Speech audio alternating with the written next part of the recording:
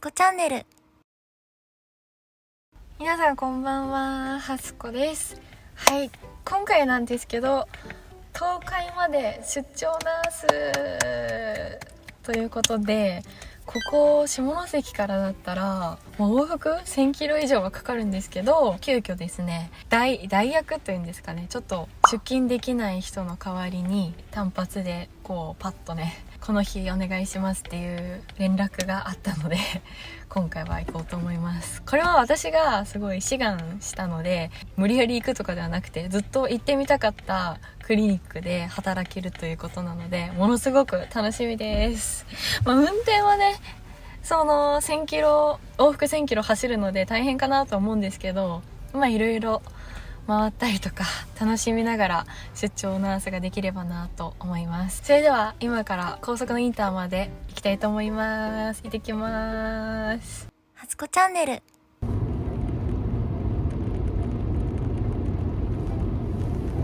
お腹空いてきたので早いけど寄ります。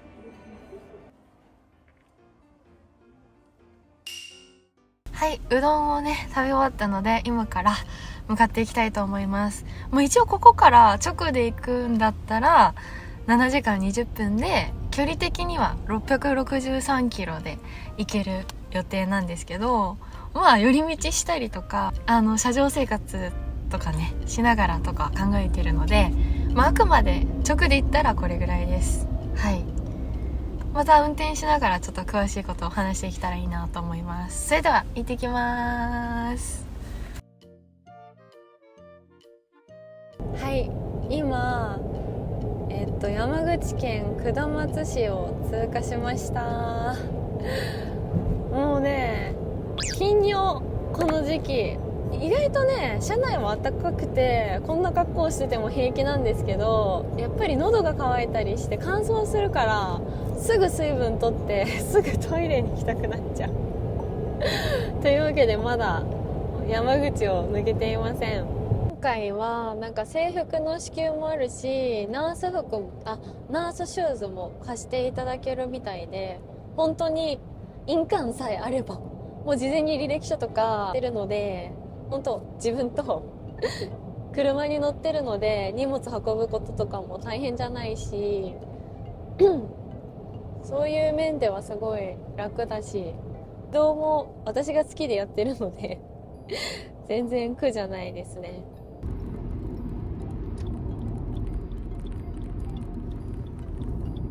着いた。着いてないけどじゃーん、福山の SA です。このバラがねかわいい。着いた。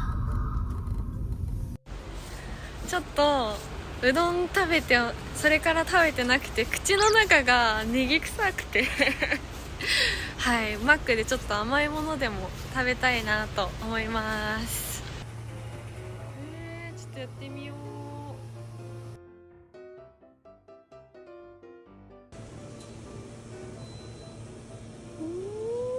面白い。散歩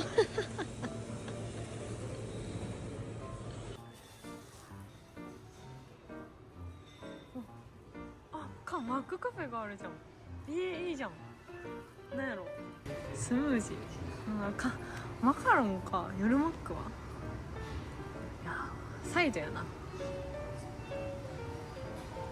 ポテト自分好みにカスタマイズって何？あ、そういうこと。アップルパイ。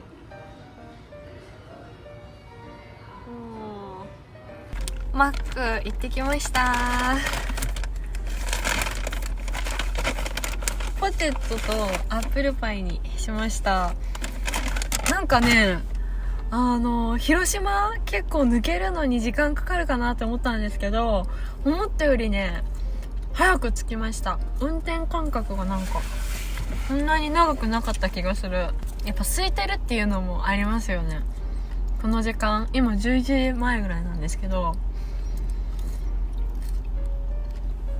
工事とかしてたら結構混むと思うんですけど、工事とかもあんまなかったし、それでスイスイ行けたのかも。でもこれからやっぱり関西とか東海方面はこっちと違って混んだりとかね、交通量もいいんじゃないかなと思います。美味しい。あとじゃーん、アップルパイ。なんか昔その神戸にね、クリスマスほんとこれぐらいの時期、2年前ぐらいに車で行ったんですけど、なんか朝もう無理やり起きて朝マック行ってアップルパイをなんかこうやって寝ながら食べてた気がします。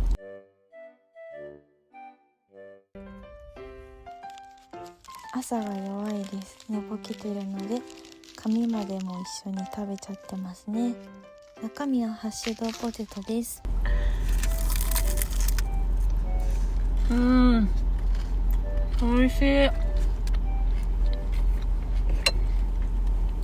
あとキャラメルラテハスクマちゃんタンブラーに入りました。まだ眠たくないんですけど、一応ちょっとコーヒーを入れようと思います。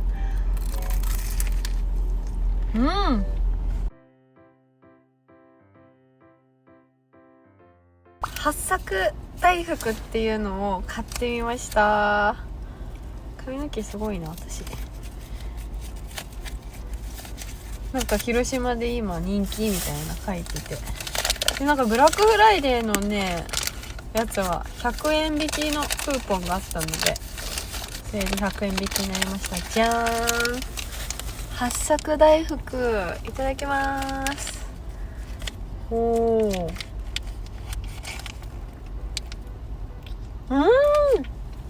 すごい八作がめっちゃ敷き詰まってる。こんな感じ。美味しい。白あんがね甘いから、この八作の酸味がすごい欲しかったところにすぐ来たと思ったけど、めっちゃ敷き詰まってるわけではないか。美味しい。もちもちで、とりあえず日々ぐらいまで次は走れたらなと思います。美味しい。はつこチャンネル。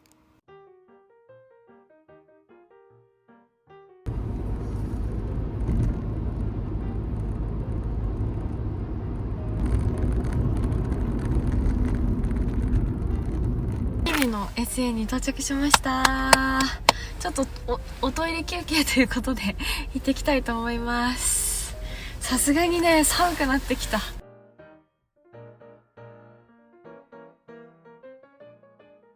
では出発します。なんかもう1時過ぎたぐらいから寒くなってきた。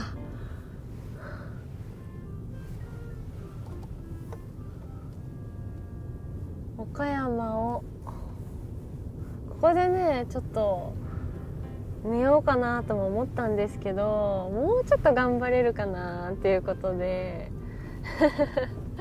辰宮かな、なんかすごい大きいね SA があった気がして、大きいけどそこまでなんかめちゃ車も止まってるわけじゃなかった気がしたので、そこまで頑張りたいと思います。なるべくガソリンをね入れずにね行きたいなと思ってて、高速で入れたらすごい高いじゃないですか。ガソリン代が200円とかですよ。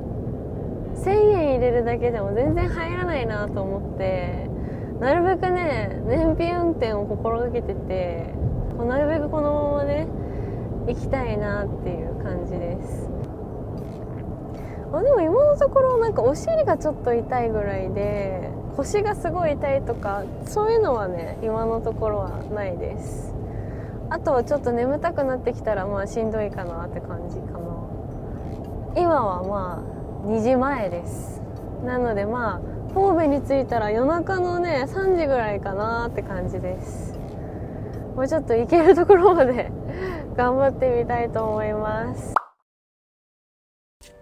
はい、というわけで田津の西でちょっともうそろそろもう本当限界になってしまったので寝ようと思います。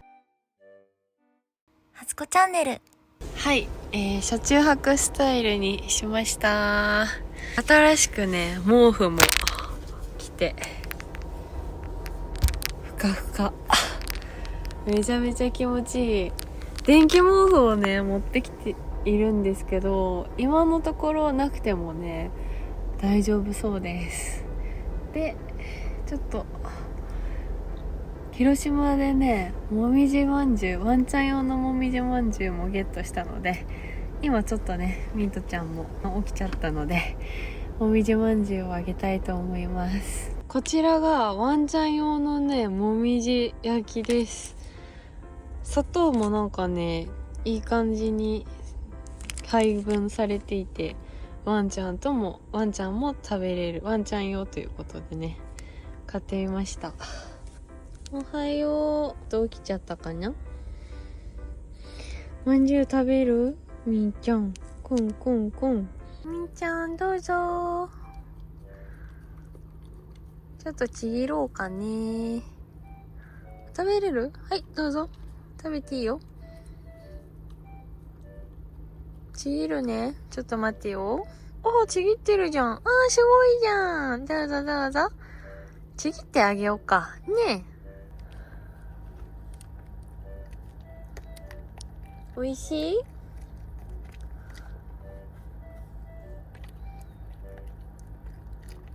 カステラみたいな感じかな。ちょっと私もみじまんじゅうちょっと食べてないからわからん。ごめん、ちょっとでかかったかも。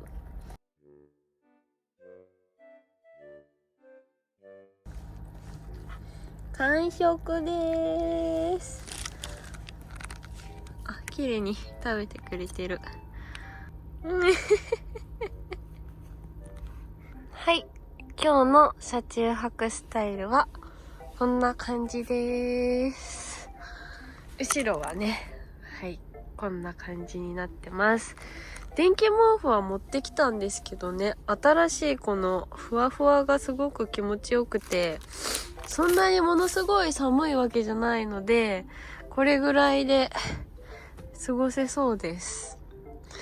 適温かなとは思いますね。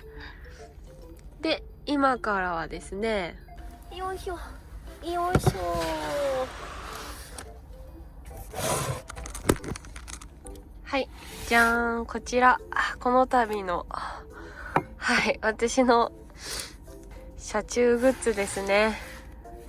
これは朝の食べるパンだったり、お米とかラーメンとかコーヒーとかが入ってます。あとはこういう調味料が入ってます。で、今からは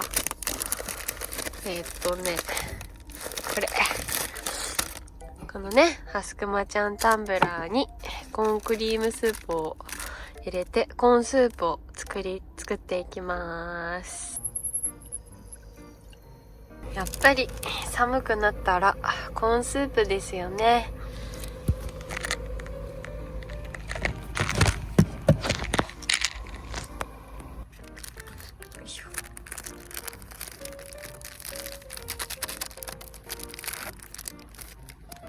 なんかかわいいマドラーみたいなの欲しいな。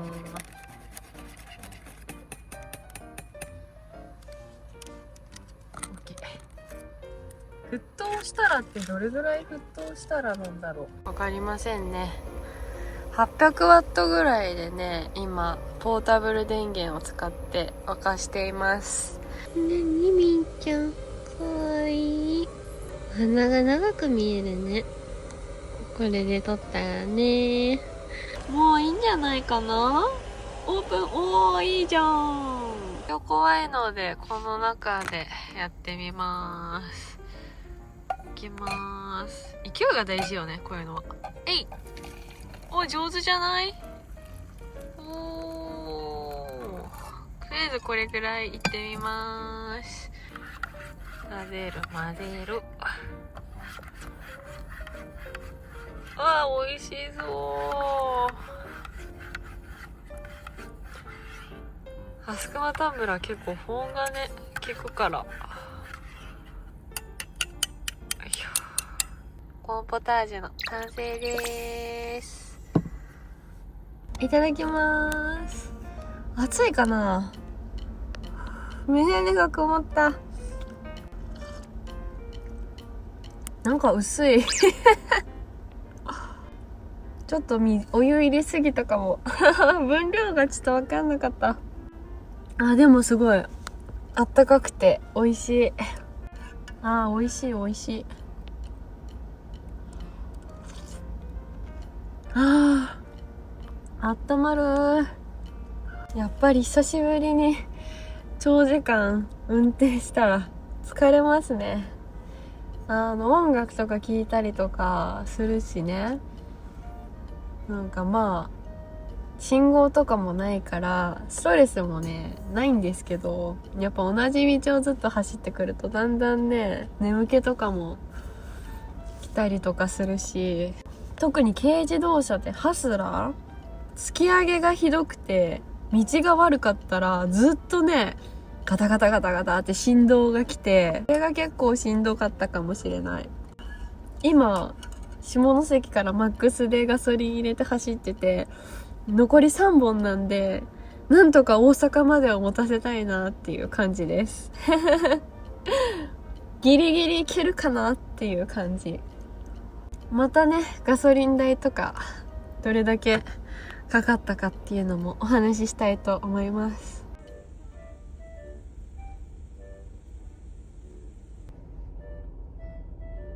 おやすみなさーい。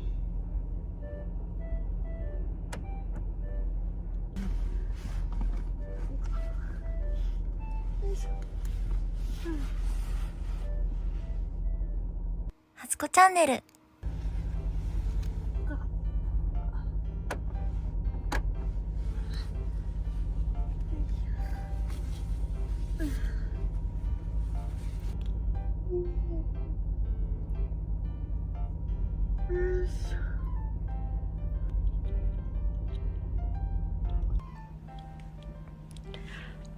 おはようございます。今ですね3時間ぐらいラーメンしました。はい、大阪までまた運転していきたいと思います。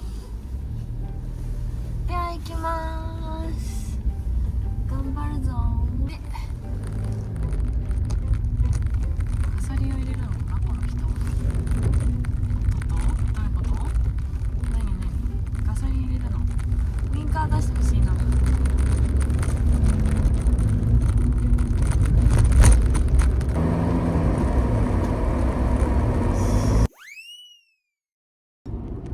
ガソリンが点滅してきた。もうやばいかも。高いけどういややろう。うわ、いくらするんやろ。うわー、怖いな。エアコンつけてしまったんですよ。寒くて途中足だけでもと思って、それがちょっとまずかったんかも。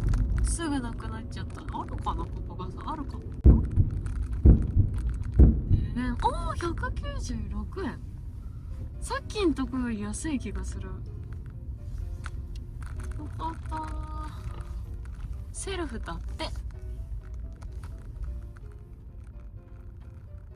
4番にしよう。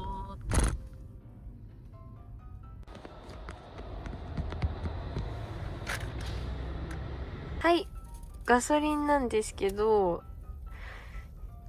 5リットル入りました。何本経ったかな。あ、点滅がなくなりました。走ったらこれ増えてくるかもしれませんね。よし、行きますか。増えてきた。2に増えた。もうちょっとやっぱ追加した方がいいかなとか思って不安やったからよかった。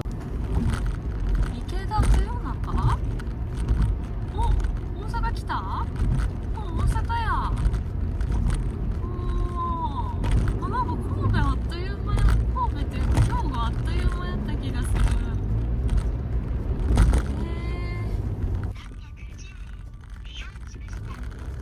6310円。おー、1万いかんやったよ。イエーイ。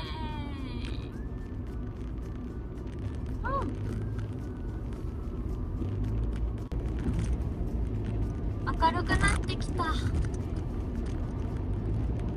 すこチャンネル。皆さんこんにちは、はすこです。今なんですけど兵庫県に来ています。ちょっと今回東海エリアで看護の仕事があるんですけど、関西を通る時にどうしても行きたいところがあったので、はい、今回は今から行きたいと思います。そしてこの東海でお仕事があるということでしばらくは、車上生活をしていきたいと思います。以前ねライブで視聴者さんとお話ししている時にワンちゃんとの観覧車に乗れる SA があるという情報を聞きまして、はい、今日はそこにね向かっていきたいと思います。関西ナンバーワンの SA なんじゃないかなと思います。ワンちゃんとね行けるエリアがたくさんあるんじゃないかなと思います。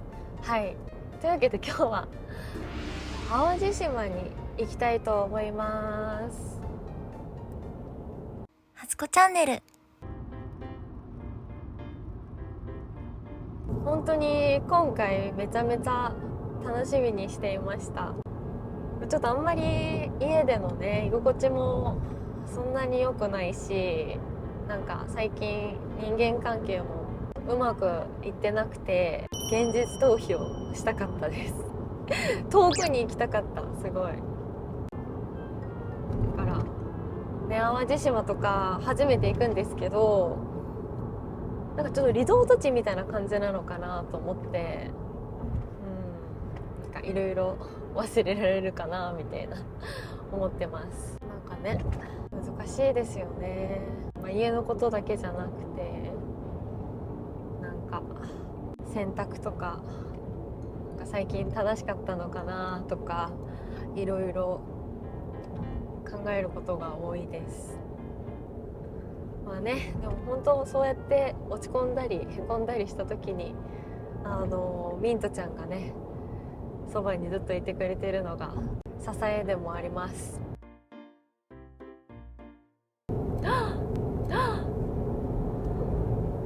やってしまった。喋ってたら通り過ぎてしまった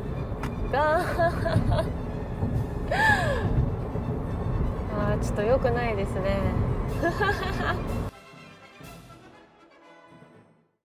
またちょっとね高速にね乗り直すっていうことになってしまいました。まあ仕方ないですね。なんか紅葉の季節を今年は感じることがなかったんですけど、すごく綺麗。あ、いくらするんやろ。あ、また乗るのか。で、淡路島こっちか。お遠くから見たことはあるんですけど通るのはちょっと初めてかもしれないです。おー、関門海峡みたいですねほんと関門海峡走ってるみたいな感じ。どことつながってるんだろう。淡路島か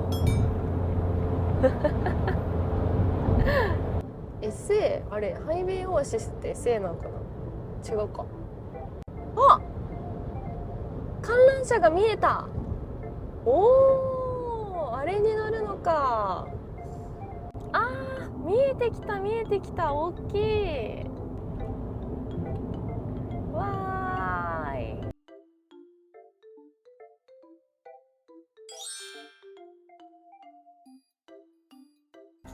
おー、大きい。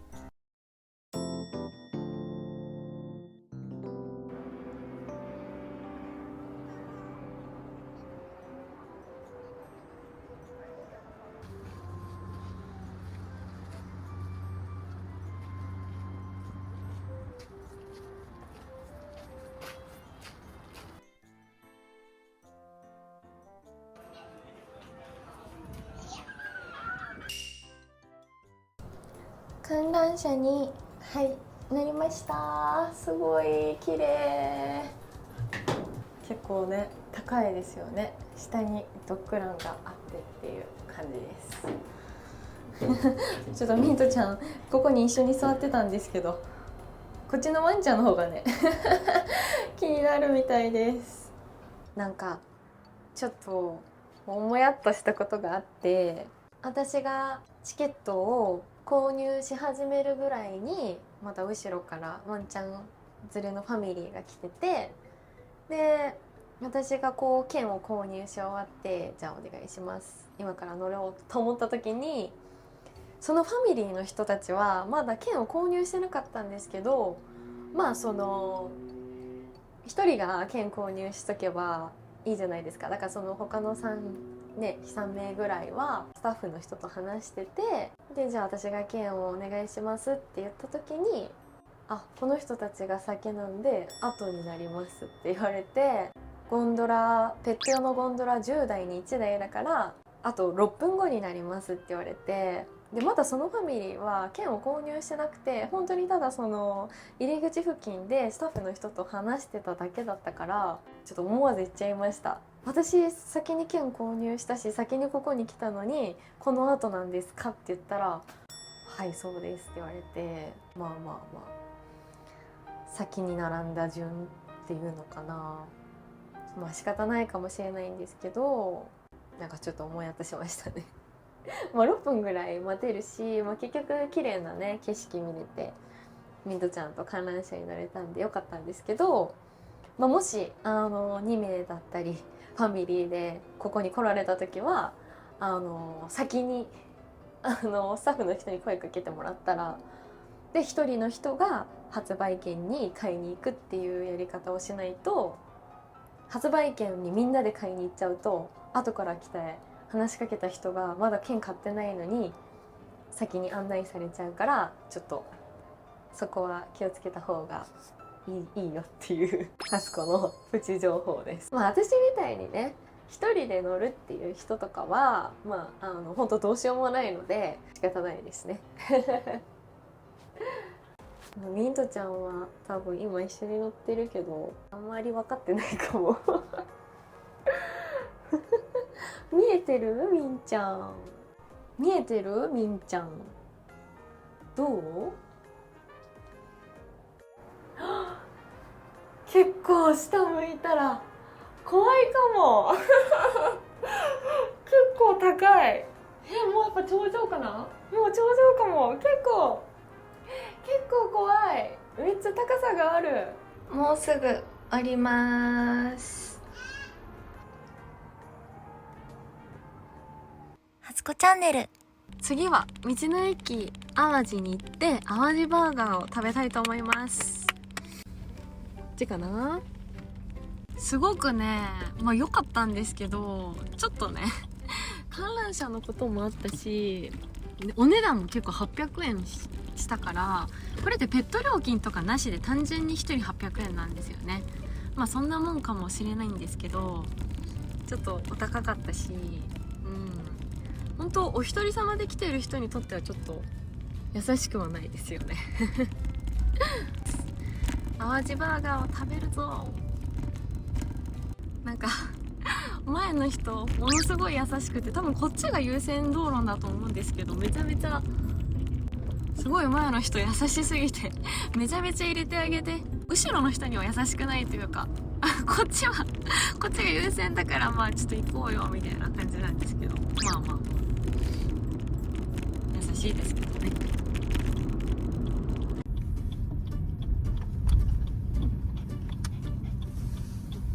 また2分行ったところに温泉があるんだ。へえ。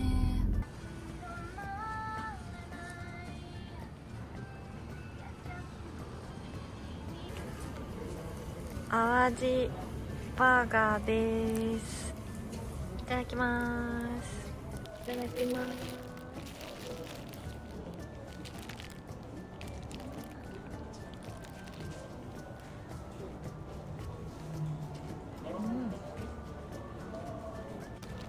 チーズが入っとる。うまっ。めちゃめちゃ美味しい。玉ねぎが甘くてシャキシャキで、お肉もめっちゃ美味しい。初子チャンネル。はい、ハイウェイオアシスに戻ってきました。で、今日はちょっとここで休憩して、でまた東海の方に移動していきたいなと思います。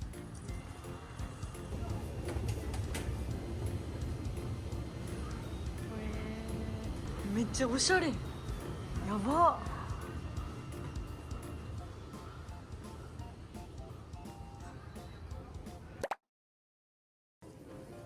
すごい。わ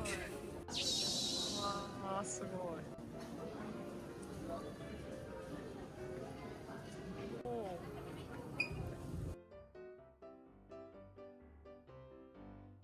い。いただきます。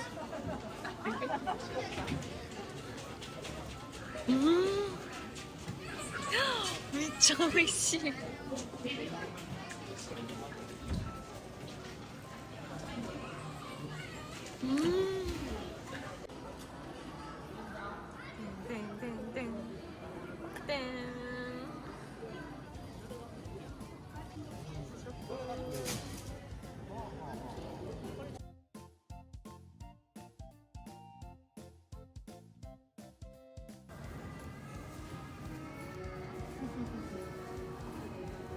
ちゃ美味しい。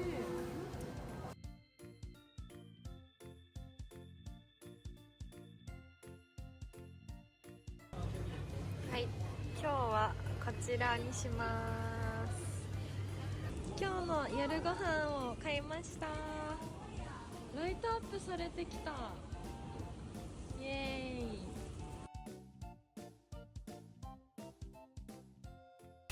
はい、車内に戻ってきました。はあ、玉ねぎ尽くしで試食とか試飲とかできてすごい良かったです。その関西でナンバーワンって言われるサービスエリアだけあってものすごく広いし、で特にワンちゃん連れにはねものすごく優しくて、はい、楽しめました。今日淡路牛カレー作っていきたいと思います。じゃあちょっとこの辺りを隠して車中スタイルにしていきたいと思います。よいしょ。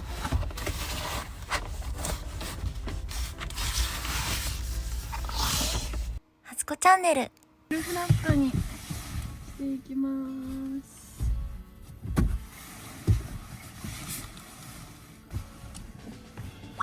おー、消えた消えた。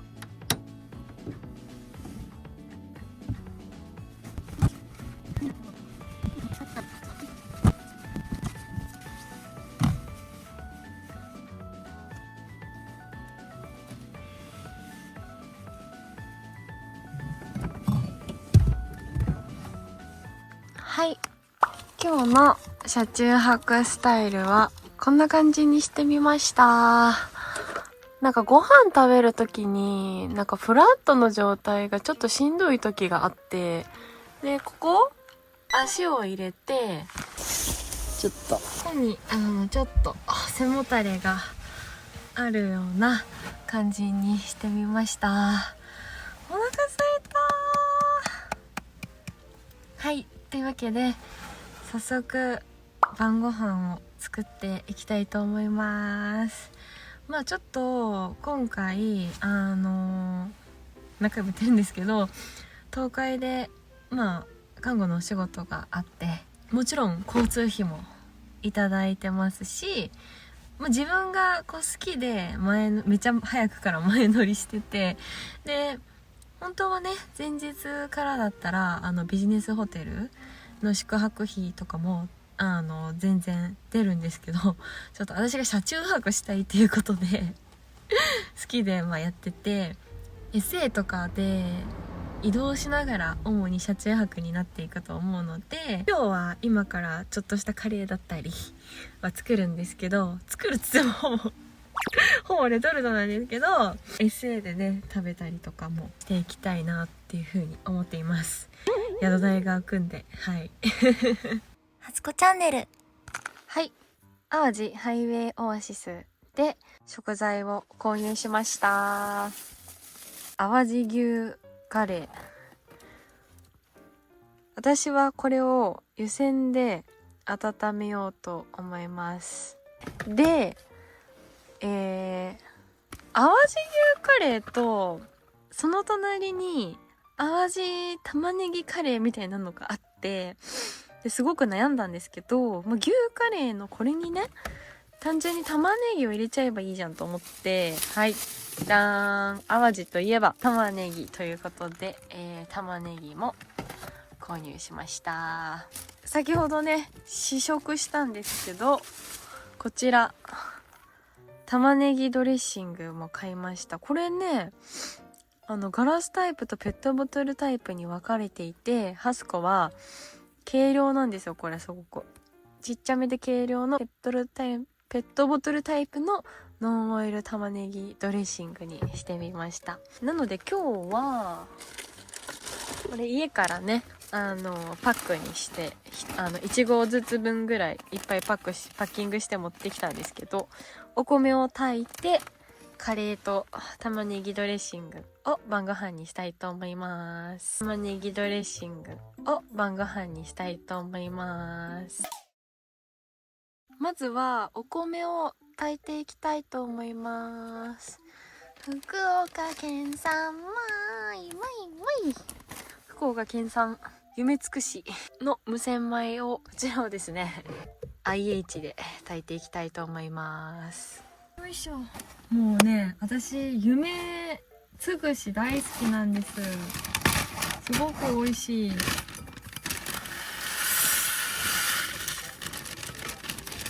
900入ってるから700。これ分量間違えたら怖いな。200なのかな本当に。はい。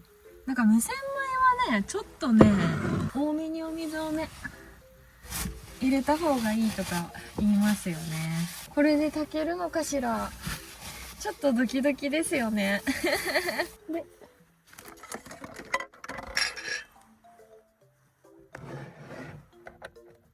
何分炊くんだろう。調べてなかったな。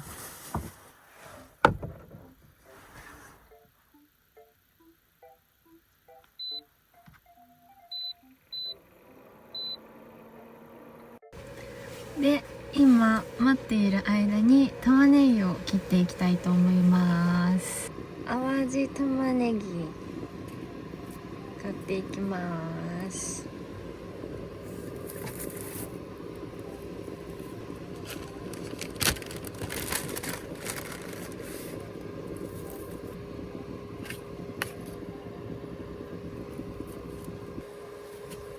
皮が結構残って、あった飛んできた。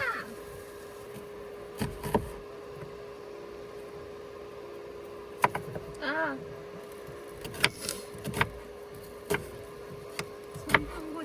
もかけてなかった。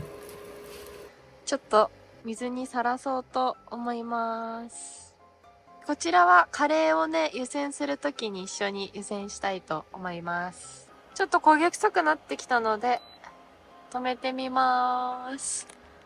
で、20分蒸らそうと思います。次はカレーを作っていきたいと思います。よいしょ。よし。で、これは熱湯の中に入れて温めてくださいって書いてある。で、玉ねぎも一緒に入れたいと思います。だからね、結構なんか、ツイッターとかで話題になってましたよね。こういうのに、なんかレトルト系のやつに一緒にね、何かを茹でるっていうのが不潔みたいな。私は気にならないタイプなんですけど、ダメっていう人が多いみたいですね。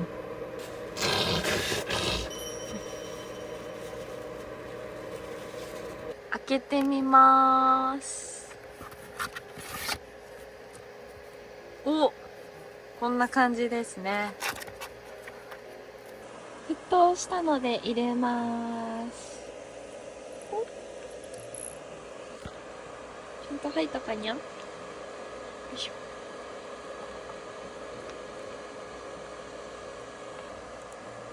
6分。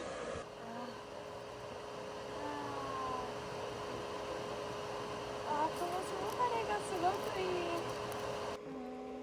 暑くなってきました、なんだか。沸騰させるとやっぱりね、あったかくなってきますね。終わりました。お、どうかな？そしてご飯なんですけど、じゃーん。炊けてるんじゃないかなと思います。なんかふっくらで美味しいかどうかはわかんないんですけど、じゃあこの中にですね、一旦全部カレーのルーを入れたいと思います。じゃーん。おー、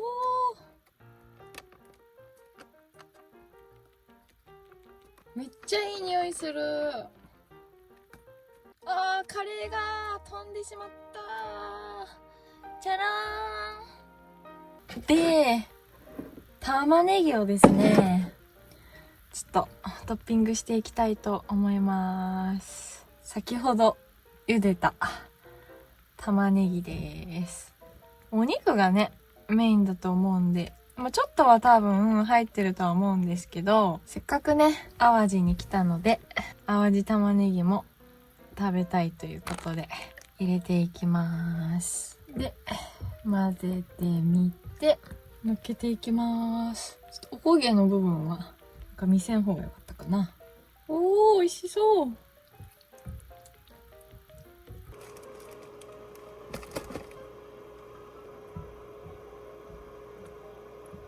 はい。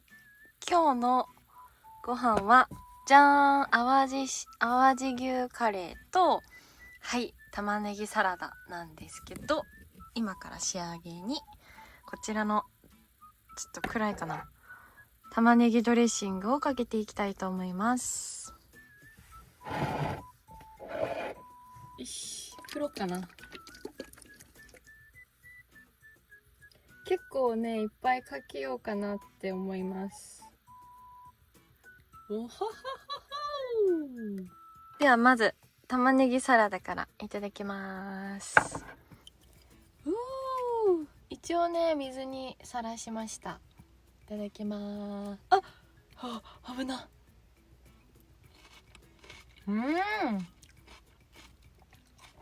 シャキシャキ。甘みがやっぱり強い気がします。ちょっと太く切りすぎたかも。これぐらい薄かったら、ほんとわかんない。なんかちょっと玉ねぎって酸っぱかったり、酸味を感じたりすると思うんですけど、あんまりわからなかった。はい、じゃあカレーを早速いただきたいと思います。では、いただきます。まずはご飯ですよね。ご飯がちょっと炊けてるかどうか。硬いIH はちょっと難しかったですかね。まあでも全然食べれないことはないです。蒸らしが足りなかったかな。まずは玉ねぎいただきます。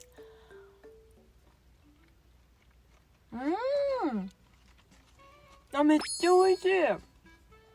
うわー、玉ねぎ入れて大正解だったかも。中辛ですね。ルーは中辛です。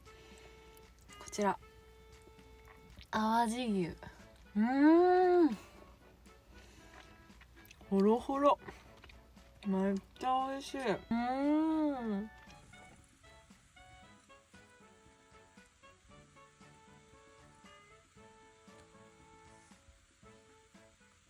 初子チャンネル。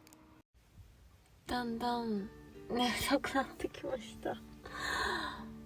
さっきね、途中ぐらいからもう結構眠たくなってきてて、せめてメイクを落としてから寝たい。ちょっとあとミントちゃんが玉ねぎを絶対食べないように最後玉ねぎのチェックをして寝ようと思います。ちょっと今日はメイクもしたからメイクも落とそう。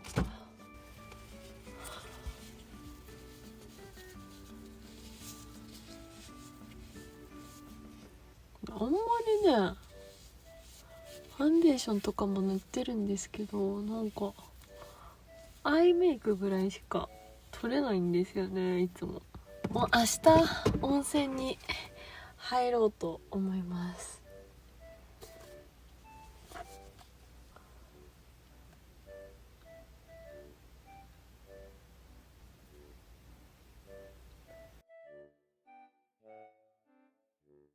今日はでも淡路島でウィンドちゃんのねこんなお気に入りショットが撮れて大満足です。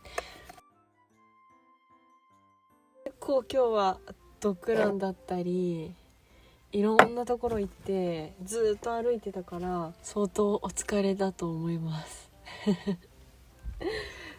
ミントちゃんはもうハウスで寝てるので、はい、このままハウスで寝てもらって、私はここにベッドを引いて寝ようと思います。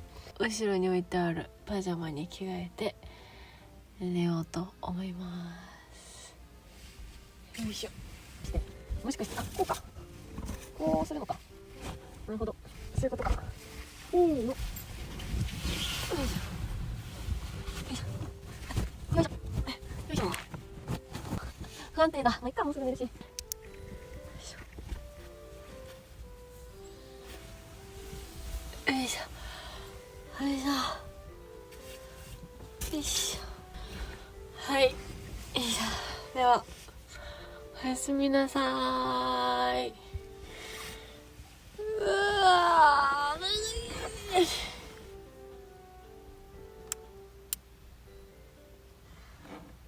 初子チャンネル。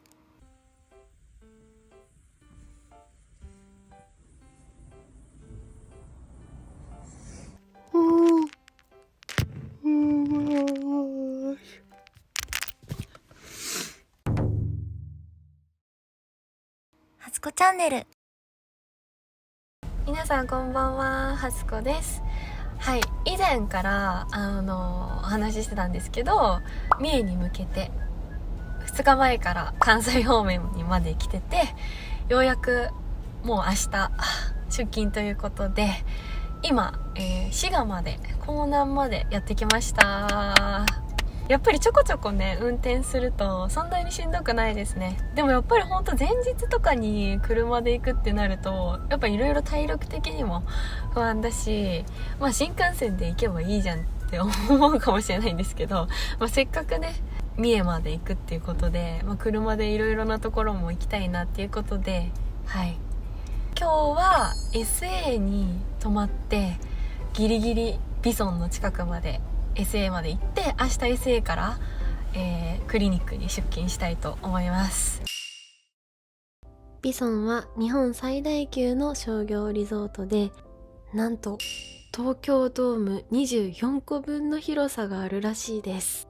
グルメや体験、温浴、宿泊施設、いろいろな施設がありますが、今回ハスコはホテルエリアへ。ホテルビソンの中にあるクリニックで看護師として勤務する予定です。ちょっとお腹が空いたので、コーナーの SA で何か食べたいと思います。もう本当に今7時なんですけど、真っ暗で暗くなるのが早いですね。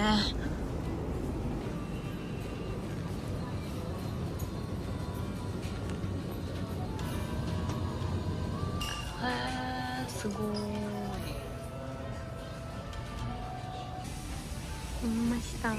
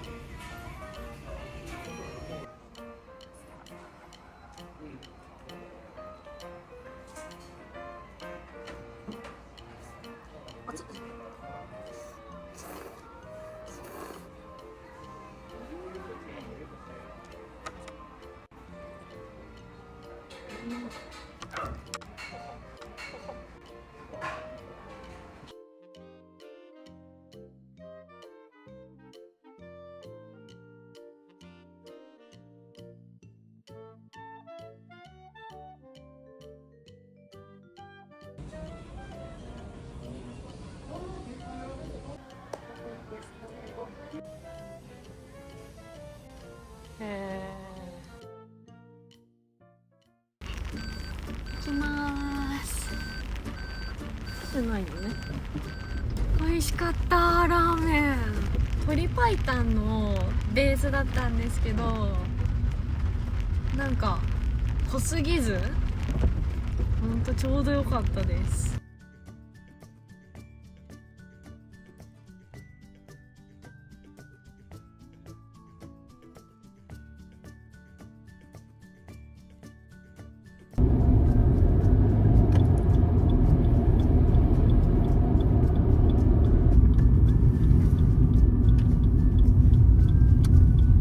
安納の、サービスエリアに到着しました。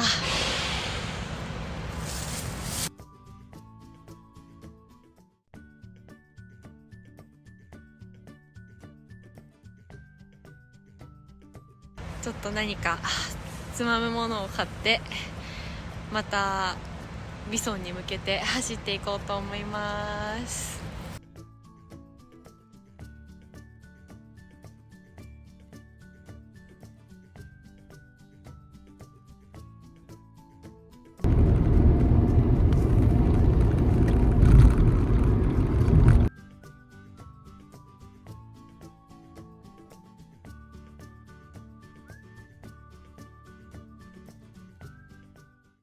はい、というわけで、ビソンから一番近い、PA に到着しました。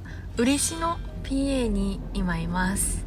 で、嬉野 PA からビソンまではだいたい20分ぐらいだったので、まあもう1時間前ぐらいには出ようかなと思ってて、ちょっとビソンがかなり広いと思ってるので、だからまあ遅刻とかねせずに、渋滞とかもあんまりないっていう前情報をいただいたので、そういう予定で明日は出勤していきたいと思います。なんかね、本当どこだったかな、市が走ってて、途中から名古屋方面と伊勢方面で分岐があったんですけど、もう伊勢方面なんか全然交通量が少なくて、今も全然ね車が止まってないから、すごいなんか良かったはい、というわけで今から車中泊スタイルにしていきたいと思います。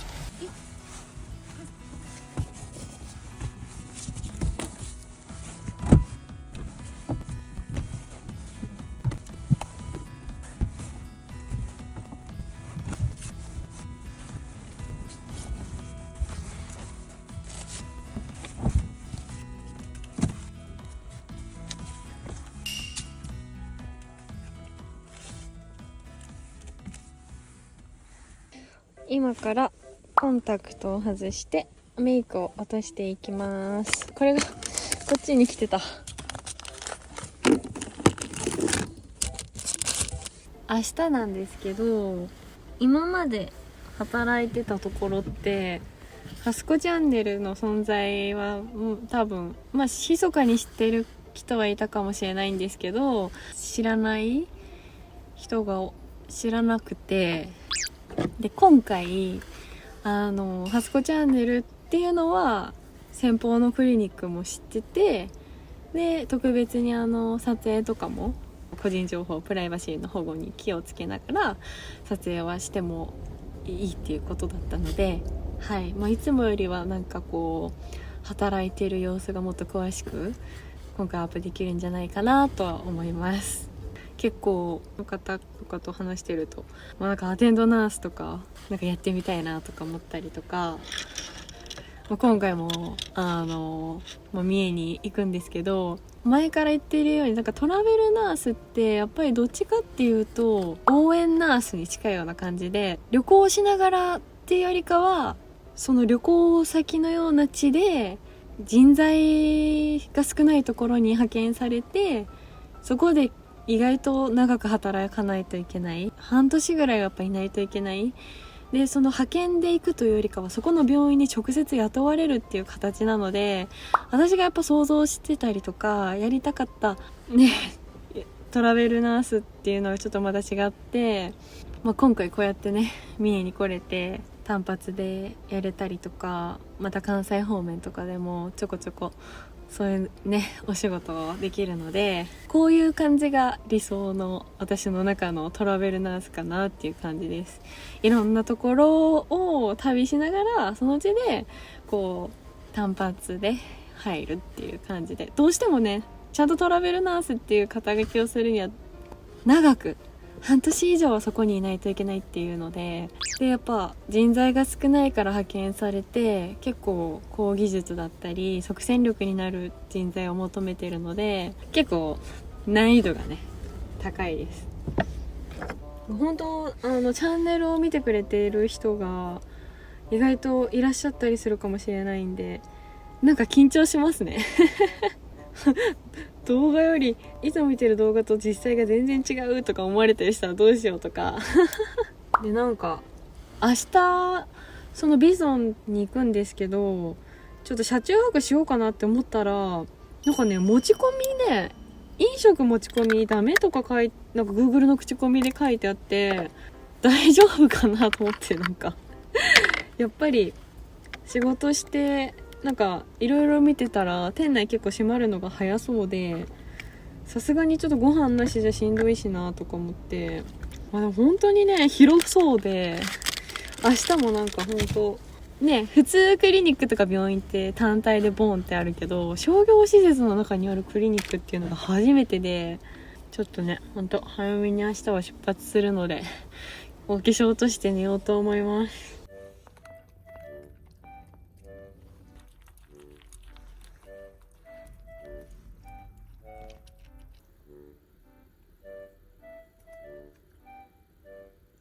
じゃじゃーん、万代おにぎりイエーイ。明日ねランチに持っていこうかなって思ってたんですけど、ちょっともうお腹空いちゃったので食べようと思います。大阪のねスーパー万代っていうところで買った万代おにぎりです。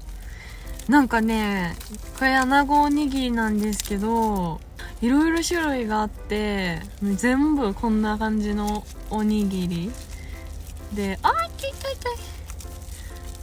めっちゃね美味しそうと思っていただきます。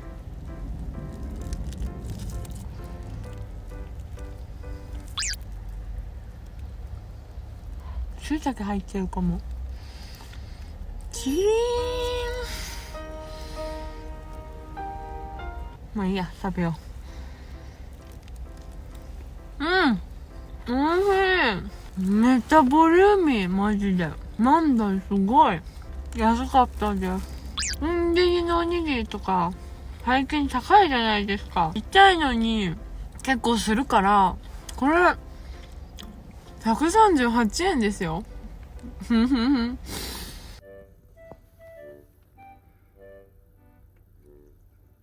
はい、それでは明日に向けてもうちょっとなんだかんだ編集とかしてたらもう2時になっちゃいました。まあ明日は8時ぐらいに起きてゆっくり行こうと思います。はい、それではおやすみなさーい。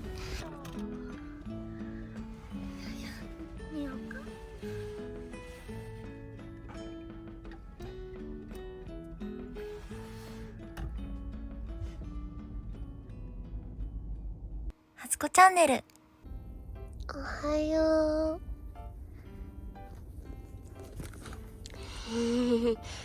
おはようだね。おはようございます。はい。8時前なので、そろそろ準備していきたいと思います。朝の、準備をしていきたいと思います。意外と暖かくて、結構すぐ寝れました。結構ね、外は天気が良さそうです。なんか朝ごはん食べれたらいいんですけど、胃もたれみたいなしてて朝食べれないかも。では今からメイクしたりしていきたいと思います。今回はね、はすこチャンネルを知ってくださっている方もいるかもしれないということでやっていこうと思います。言うても寒い。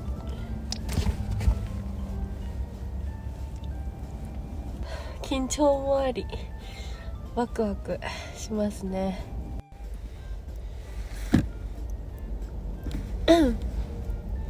ある程度メイクも終わりました。というわけでちょっと朝のトイレに行って歯磨きをしていきたいと思います。結ぶか結ばないか結構微妙なラインな気がする。結ばなくても大丈夫かな。見て、このポーチかわいい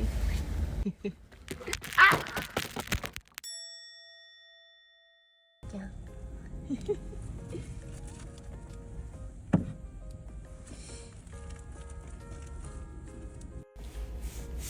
はい、というわけで、準備ができたので先に、着替えていきたいと思います。なんか一応ね、制服の支給あるみたいなんですけど、ちょっと自分の制服をちょっと着ていってみて、周りの様子を見て自分の制服が浮いてたりとかしたら貸し出してもらえる制服を着てみたりとか調整していきたいと思います。はつこチャンネル。はい、ナース服に着替えました。ちょっとこれを着て出勤するかはちょっとわかんないんですけど、一応ね、すぐに出勤しても大丈夫なようにしてみました。というわけで、ちょっとね、本当にめちゃめちゃ広い可能性があるので、余裕を持って早めに出たいと思います。行ってきます。では、行きます。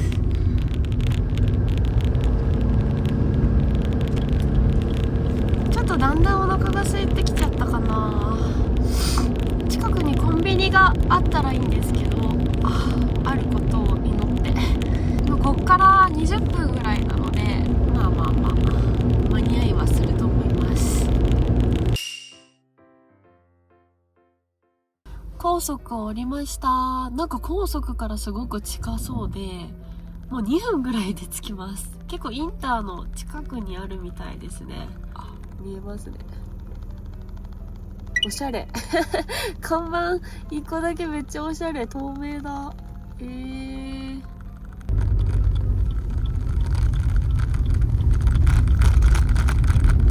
太郎さん、あそこや。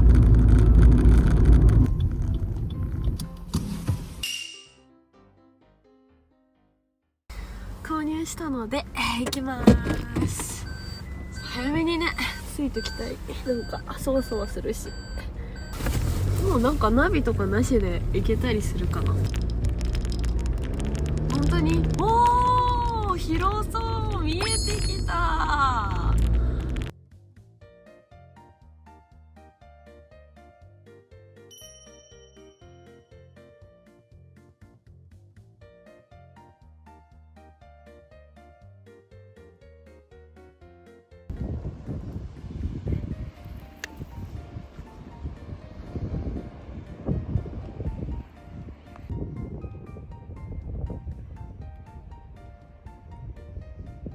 初子チャンネル。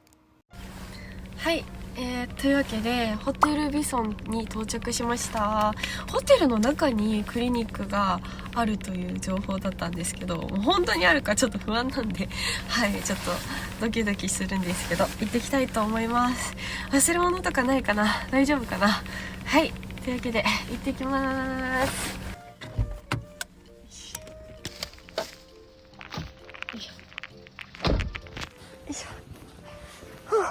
意外と時間がなかった。これがホテルビソンです。あっちにね、車中泊スポットがありました。 RV パークがあって、あの中にクリニックがあるのかな。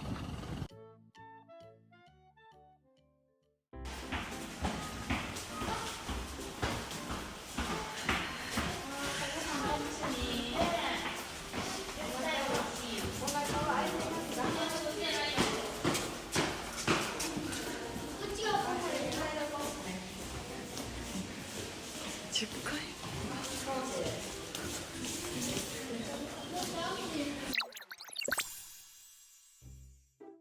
ホテルの8階にあるみたいです。綺麗。はい、このビソン8階、ここのクリニックに今から行きたいと思います。すごい、本当に広いですよな。広いですよな。広いですよね。さすが東京ドーム24個分あるっていうだけありますね。ちょっと待って、どっち向いたらいいの。801、821の方じゃない方かな。こっちか。あ、ここですね。やばい、緊張してきた。本当にクリニックあるっていう感じ。どうやって入るの。自動で開いた。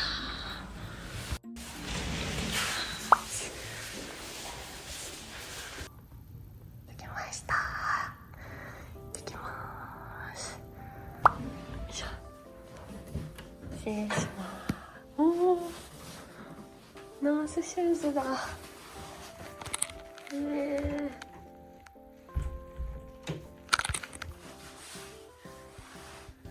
い、更衣室に入りました。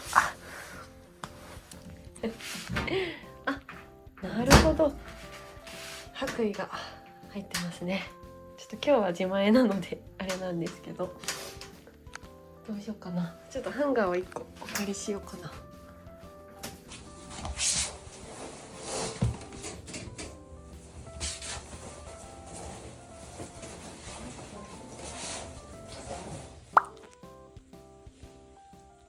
初子チャンネル。皆さんこんにちは、はすこです。今日はいよいよ勤務開始日です。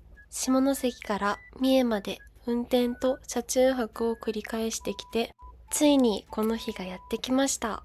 ということで、勤務開始です。普段はあんまりその診療中に撮影とかは難しいんですけど、今回は特別に個人情報プライバシーにちゃんと配慮してだったら撮影しても大丈夫ということなので、ちょっと特別にこんな感じだよっていうのがちょっと伝わればいいかなと思います。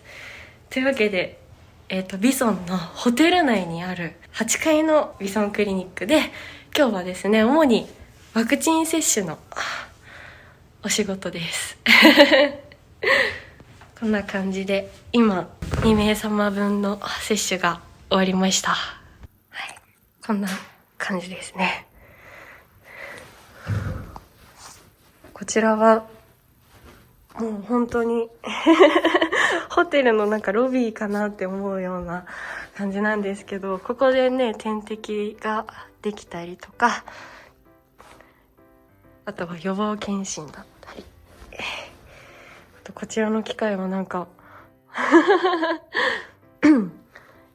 栄養状態だったかなちょっと最先端すぎて私も初めて見たんですけど、主に、そういう感じですね。ちょっとうまく説明ができないあー、すごい。なんか景色見るだけで落ち着きますね。わあ。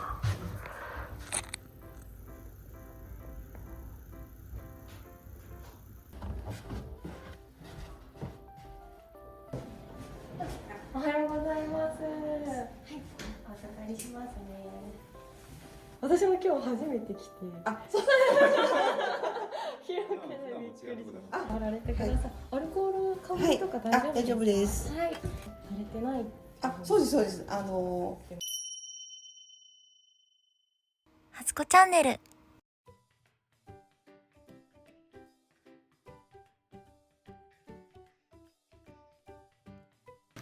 MRT のボールペンをいただきました。ピンク色で可愛い、すごい使いやすそうなボールペンです。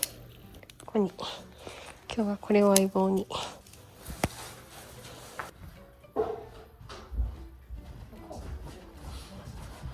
ちょっと最先端すぎて、私も初めて見たんですけど。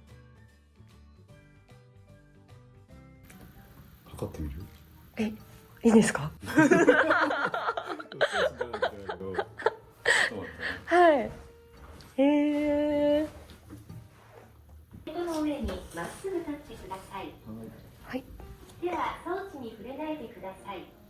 脈波センサーを左手の人差し指につけ、両手をプレートに置いてください。すべての表示が OK になり、波形を感知すると、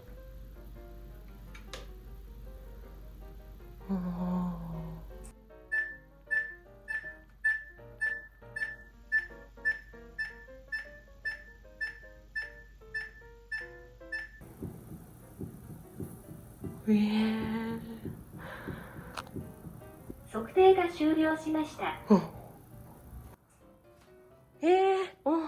アドバイス。うわ、すごい怖いですね、これ。すごい、私。ちょっと待って。すごい。わあ、血管タイプ。ストレスまで。あ、先生寝れてないですね。から食事はこんな感じでガリセになってる。ちょっと先生やってみようかなと思ったんですけど、恥ずかしくてできません。ちょっとみんなに公開してない。もうちょっと痩せてからじゃあ今のこの測定だけでこんなに精密にわかるんですね。そうすると今こういったいろんな生活アドバイスとか、で例えばこういうふうないろんなメニューが今の状態だったらこれをしたら一番効果的ですよとかで、こういったアドバイスができるようになってる。さっきも色が変わってたと思うんだけど、これ足の循環が悪いよね。手は正常、すごく足がちょっと腰から下が冷えてますよとかね。で僕結構運転とか分かったりするから、この辺使うと肩がこうなるほど。よくないな。あ、質を抑える昨日な、とんかつだったし。僕幸いにそんなないけど。ありがとうございます。初子チャンネル。クリニックでのワクチン接種が一旦終わったので、今からは移動先で、ワクチン接種していきたいと思います。わあ、すごい。い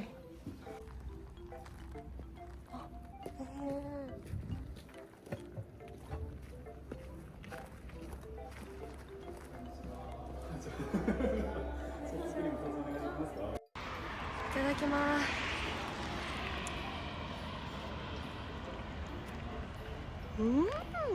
おいしい。ありがとうございます。すいません、先にペロッとしてしまって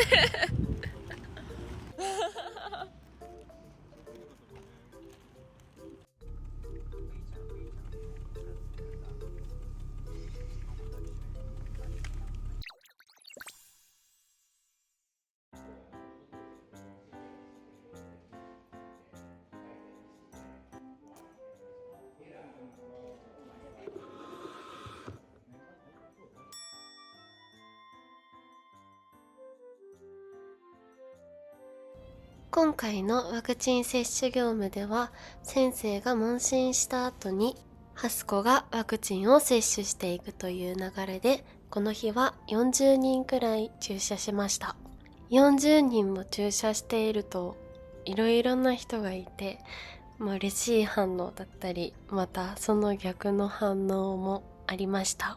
注射の列に並んでいて、注射を怖がっている女性の方に、先に接種が終わった男性の方が、注射めっちゃ痛かったでと、私と今から注射する女性の目の前で腕を押さえながら言ってたんですよね。注射が怖い女性を怖がらせようとしたのか、またはハスコの注射が本当に痛かったのか、そうだったら本当ごめんなさいっていう感じなんですけど、本心は彼にしかわからないんですけど、冗談でもね、痛いとは言えないぐらい、私がもっと注射をね、うまくなろうとその時は思いました。結局その注射を怖がっていた女性の方には、注射が終わって触れられているなっていうぐらいで痛くはなかったっていう風に言っていただけたので、ちょっと少しは安心しました。今日言われて安心したこともあって、本当に今注射した全然わからんかったみたいな、こういう反応をしてくださるとちょっと安心しますね。自分なりに痛みを少しでも抑えられるように、針とか薬液を入れる速度、声かけなどに注意はしているんですけど、自分に注射したことないんで、ちょっと痛みとかはあんまり自分ではわからないので、接種した人の反応で察しています。なので皆さん絶対注射が痛くなかったら看護師に今までで一番痛くなかったと言ってあげましょう。ハスコは単純なので1日それで上機嫌ですし、意外とおつぼねクラスの看護師でも目に見えて機嫌が良くなったりします。反応をね、気にしすぎるのは良くないとは思うんですけど、なるべく業務的になりすぎないように心がけていきたいなっていうのは常に思っています。アルコールかぶれとか大丈夫ですか？はい、大丈夫です。それは少し長い。はい。少しチクッとしますね。しびれとかないですか？はい。そうなんですけど、お風呂入ってもらって大丈夫なんですけど、過度な運動とかアルコール摂取は控えていただくようにお願いします。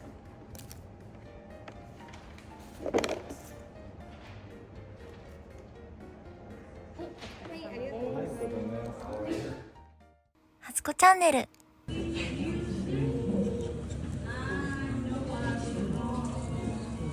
注射業務は何度も経験したことがあったんですけど、ワクチン接種業務のみっていうのは初めてで、変に緊張してあまりお腹が空いてなくて、お昼ご飯はプリンにしました。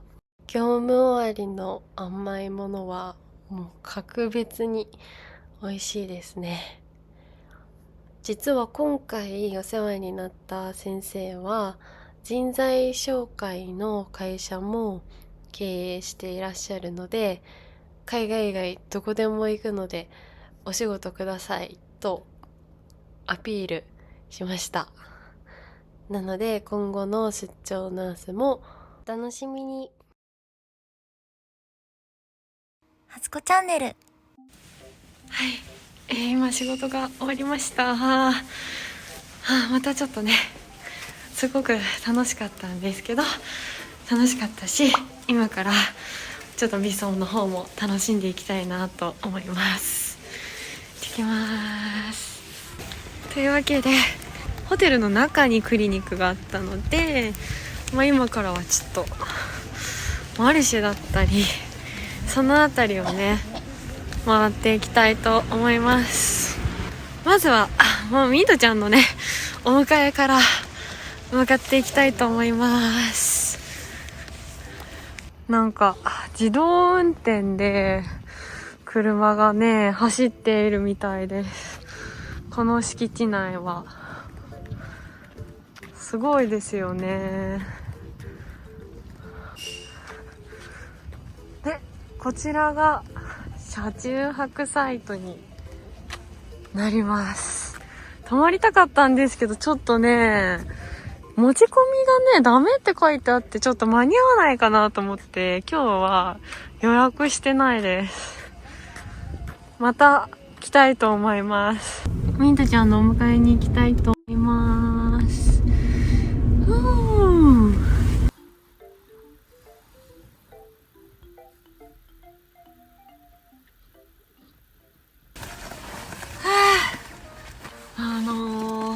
今回はものすごくお仕事を楽しくすることができました。なんか本当に予防医学っていうところにあんまり携わったことがなかったっていうのもあるかもしれないんですけど、本当にいい意味で病院っぽくなくて別のところで働いてるみたいな感じはしましたね。まあいろんな企業さんのところにも回らせていただいて、最先端のね医療のお話とかも聞けたりとかして、すごくいい経験になりました。本当にまたね働かせていただけるんだったらもう来たいですってよろしくお願いしますっていう感じでお話ししたので、はい、またビソンに来れたらいいなと思います。みーちゃん、じゃあ行こうか。イエーイ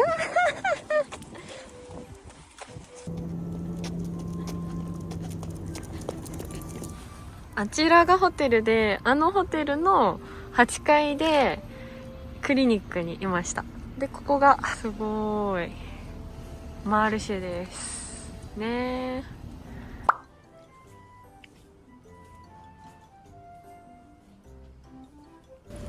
パリパリエビ天を買ってみました。美味しそう。いただきます。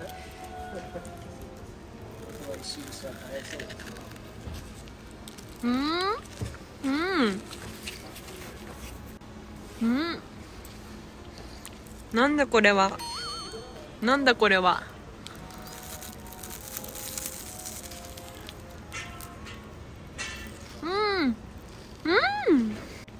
エビが来た。美味しい。なんかね、本当にエビの周りがサクサクしていて、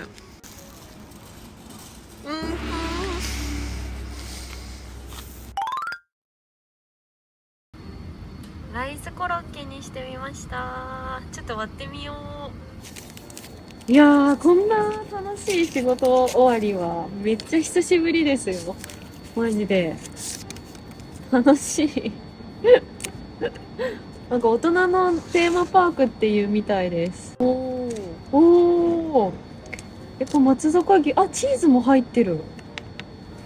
うまく取れるかしら。じゃーんいただきまーす。あ、美味しい。すごい。いやー、ビソンで働けたら毎日太りそうですよね修学旅行生が結構来るみたいなんですけど、広いから回れないって聞きました。それぐらい広いですよね、やっぱり。もうほんとどこも美味しそうで選べないぐらい。全部寄りたい。全部食べたい。これ最高。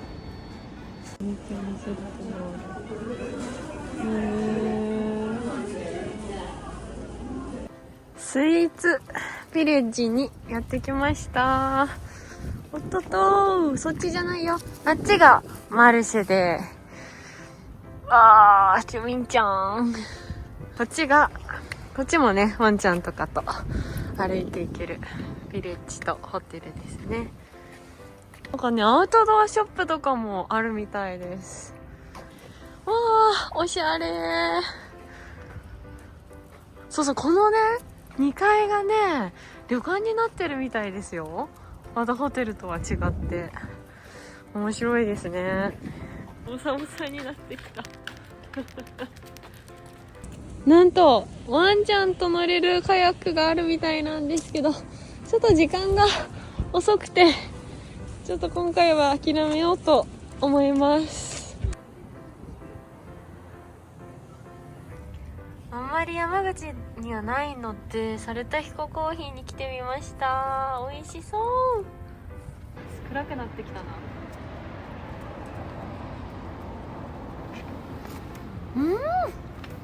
めっちゃ美味しい。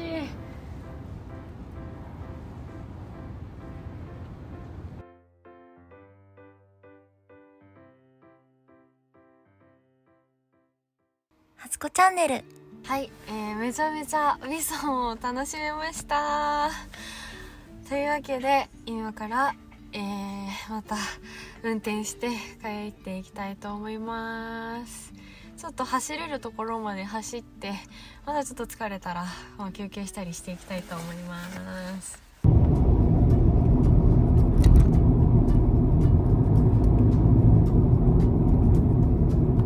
土山のエセに到着しました。ちょっとさすがに疲れちゃったのでおトイレ行って休憩したいと思います。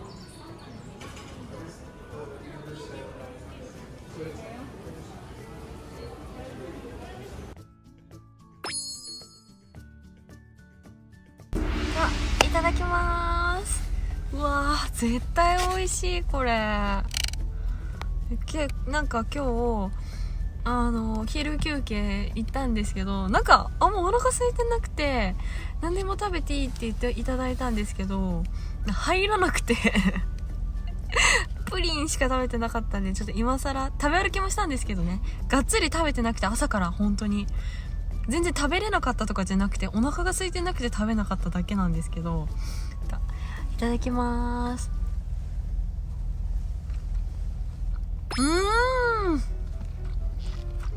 美味しい。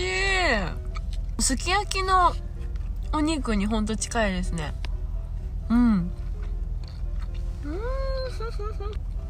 なんか食べ比べセットとかもあったんですけど、私下バカだから牛飯と近江牛の食べ比べっていうのやめました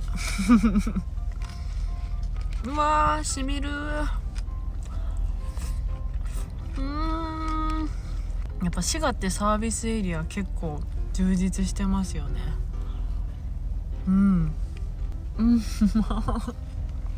休みの日に食べるご飯ももちろん美味しいですけど、仕事終わりのご飯がやっぱ染みますね。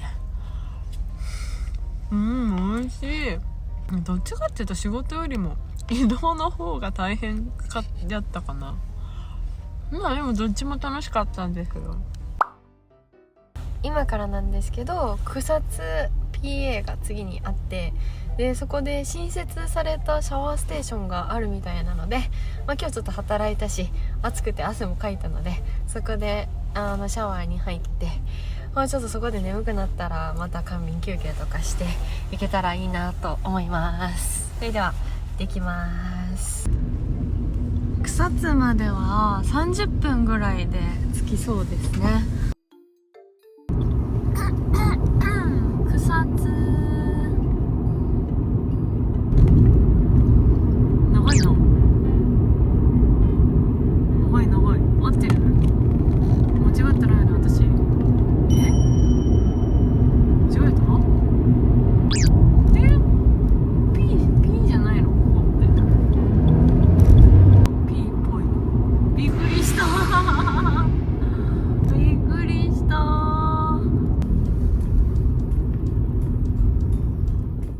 草津 PA に到着しました。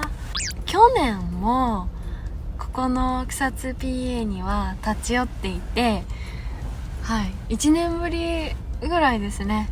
その時にはシャワーステーションとかはなくて、本当にちょっとお腹を満たすためになんかマックかどっかを食べた気がします。今日はちょっとここでシャワー入ったりとかいろいろゆっくりしていきたいなと思います。すごいやっぱり滋賀ってどこのサービスエリア PA も広くて品揃えがめちゃめちゃ豊富ですね。市がいいなというわけで早速シャワー浴びに行ってきたいと思います。ありました、シャワーステーション。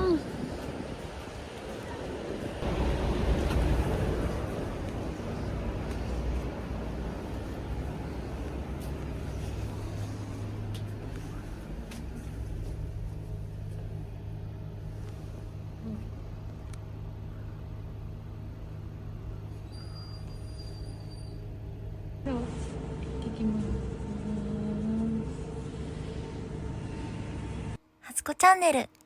はい、ではお風呂から上がってなんかもうあんまりね寝れそうな感じでもなかったので、このまま大阪方面に向かっていくことにしますお風呂はね結局髪も洗ってなくてシャワー浴びただけで、やっぱねゆっくりお湯に浸かるわけじゃないから温泉シャワー浴びたところでなんか眠たいとかはなかったですねちょっと運転中なんですけど、はい、また次はどこに行くのかお楽しみということで、次回も見ていただけると嬉しいです。初子チャンネル。長かった車上生活もついに最終日。エンディングに選んだ車中泊スポットは日本一ダメな道の駅。ネットの記事を見てめちゃめちゃ気になったので、日本一ダメな看護師 YouTuber が何が日本一ダメなのか調査していきたいと思います。初子チャンネル。やばい、暗くなってきた。やばい、間に合うかな。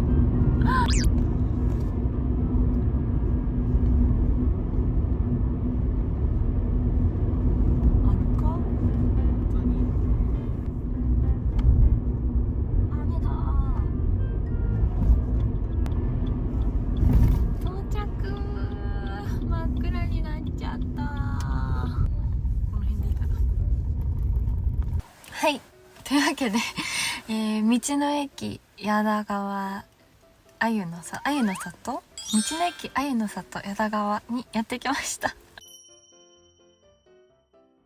本当はもうちょっと早く着く予定だったんですけど、兵庫県にあると思ってて、結構鳥取なのかな、めちゃめちゃ上の方にあってめっちゃ時間かかってしまいました。お店ももう開いてないし、で、電話した時に私 RV パークを予約しようと思って電話したんですけど、いい予約はみたいなもう空いてるし電源使いたい人は500円かかるけど、もうそれだけもういいみたいな感じですごいウェルカムな感じでしたし、ちょっとね5時には間に合わなかったんですけど、またちょっと明日ゆっくり見れたらなと思います。やっぱ間に合わなかった。チョックが開いてる。初子チャンネル。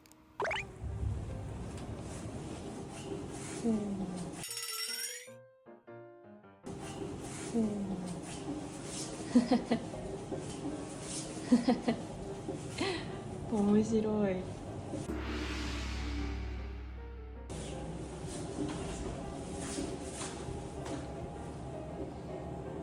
なんか結構シャワーとかもありますし、いろいろあるのになんでダメなんだろう。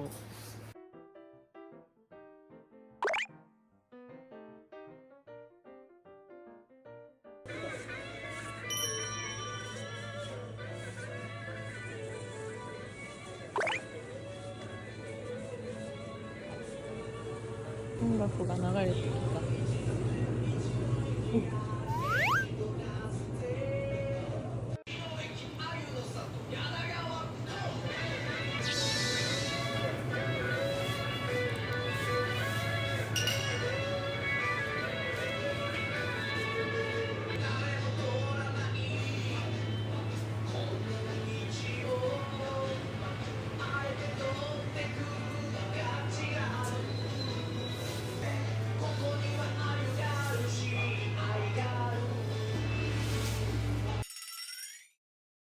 すこチャンネル。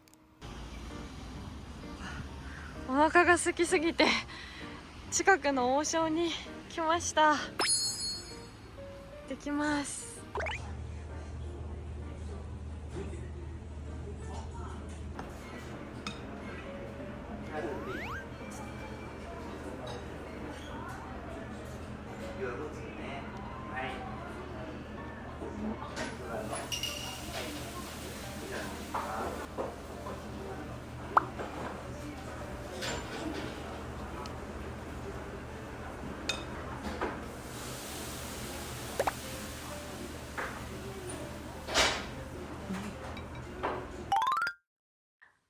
はい、今日の車中泊スタイルはこんな感じです。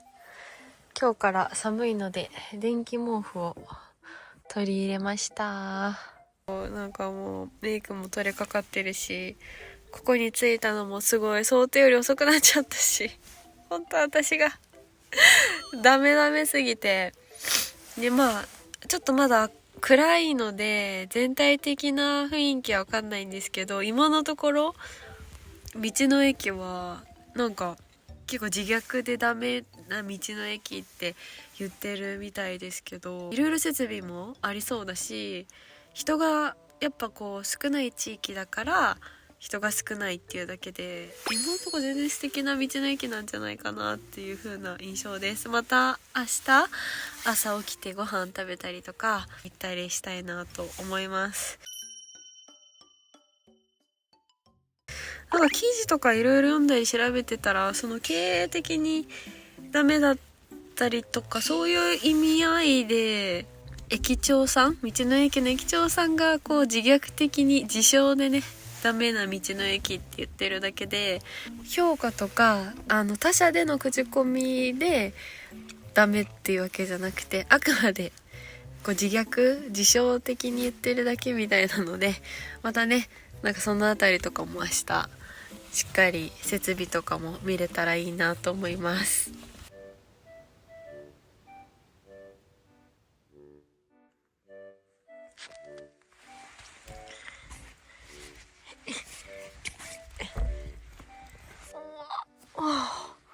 はい、ちょっとお腹が空いたのでラーメンを作っていきたいと思います。収納していますね。もう完全に家ですよね。もうみかんとか並べて。はい、というわけで夜食を作っていきたいと思います。うまかっちゃんと、あと今ちょっとねお茶にハマっていまして、お茶を寒いのでね、あったかいお茶を作っていきたいと思います。先にお茶から作っていきたいなと思います。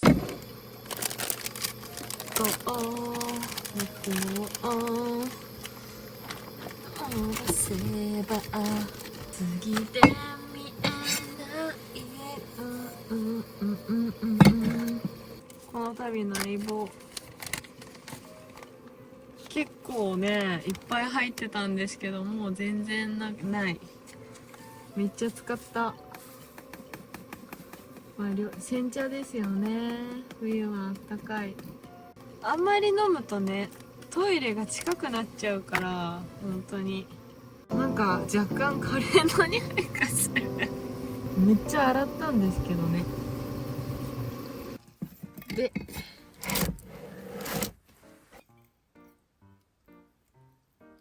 1杯分ぐらい入ったかな。今からうまかっちゃんで多分水を使うのでこれぐらいかなという感じです。このねハスクマちゃんタンブラーの中に煎茶も入れました。かなり保温が効くのでもう少し後で飲みたいと思います。夜食のうまかっちゃんを作っていきたいと思います。ラーメン茹でれるぐらい量ないかもしれん。めっちゃ少ない。茹でれるかな。 500ml。 あ、落ちた。ショウト。やらかしました。もう充電がポータブルの充電が 5% しかなくて、この USB ライトももう使えないし、うまかっちゃん食べようと思ったんですけど、はい、残念ながらショートしてもう残量もないしつかなくなってしまいました。ちょっと電気カーペットをつけたので、いつもより電力の消費が早かったかなっていう感じです。今日にしてたので、まあそのまま明日もあったかいので、なんとか寝れるのは寝れると思います。もうちょっとうまかっちゃんが食べれなかったっていうのはあるんですけど、はい、ダメダメすぎるな、私がダメダメすぎるまあちょっとね、お腹は空き始めてきたんですけど、ちょっとお茶だけ飲んでもう寝ようと思います。熱っあー、美味しい。でもお茶が水だけ余っちゃった。ちょっと RV パークに本当は泊まりたかったんですけど、電源を使いたかったんですけど、ちょっと5時に間に合わなくて、これが車中泊の醍醐味ですかね。はつこチャンネル。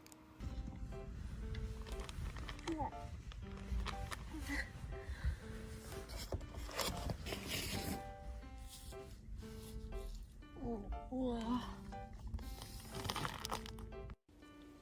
はようございます。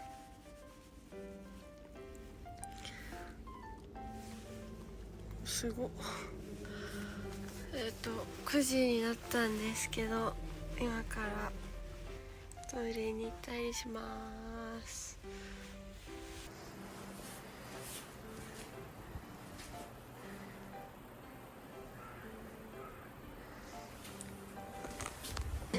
改めて面白いですね。ボソボソ。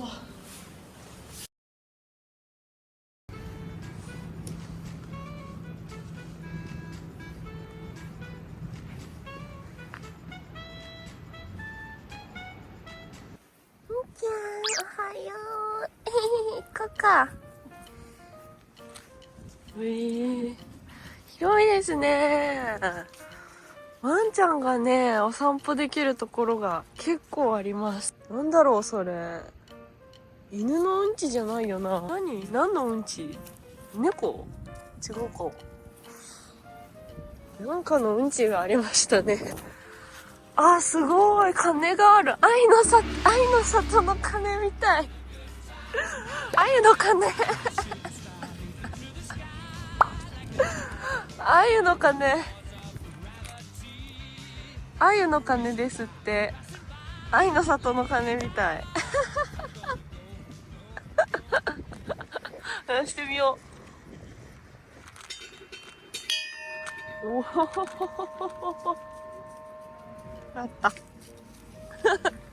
みんちゃんがびっくりした。行こうか、みんちゃん。綺麗ですね。川が見えてきた。みんちゃん気をつけてよ。すごい綺麗。綺麗。めっちゃ綺麗じゃないですか。色がね、ちょっとコバルトブルーというか、素敵。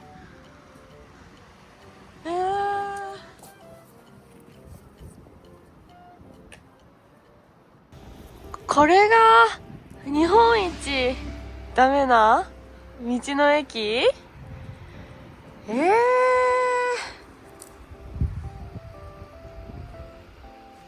下まで降りてきました。もうね、自然の迫力すごいです。いや、めちゃめちゃ素敵です。なかなかないんじゃないですか？こんなに迫力満点の道の駅って。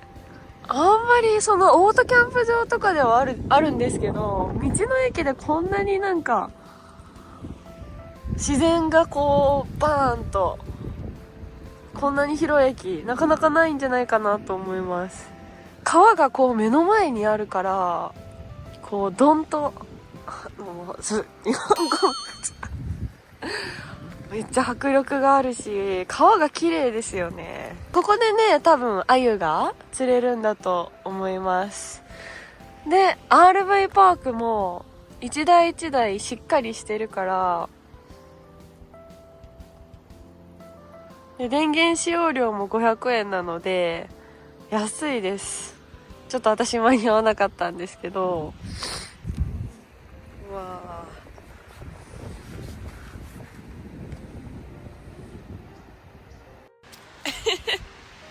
ちょっと朝一ですっぴんボサボサなんですけど、すごいね敷地が広いから、ワンちゃん飼ってる方結構お散歩しがいがねあると思います。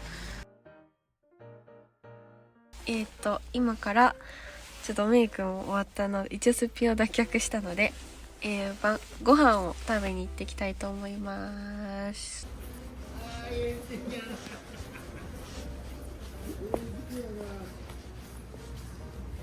さあ行ってきます。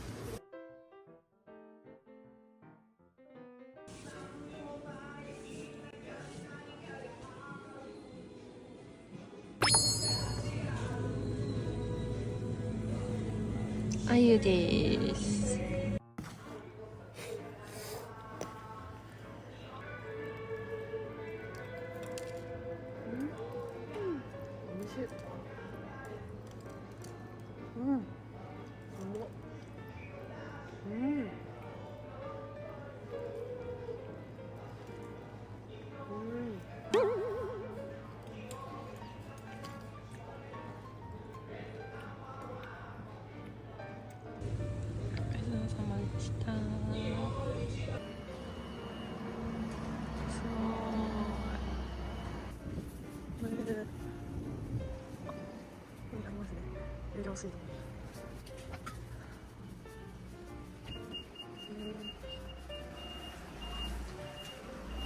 めちゃめちゃ歓迎されてますね。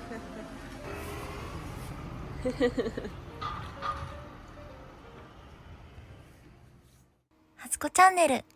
はい、お食事を食べて戻ってきました。鮎を食べれて大満足です。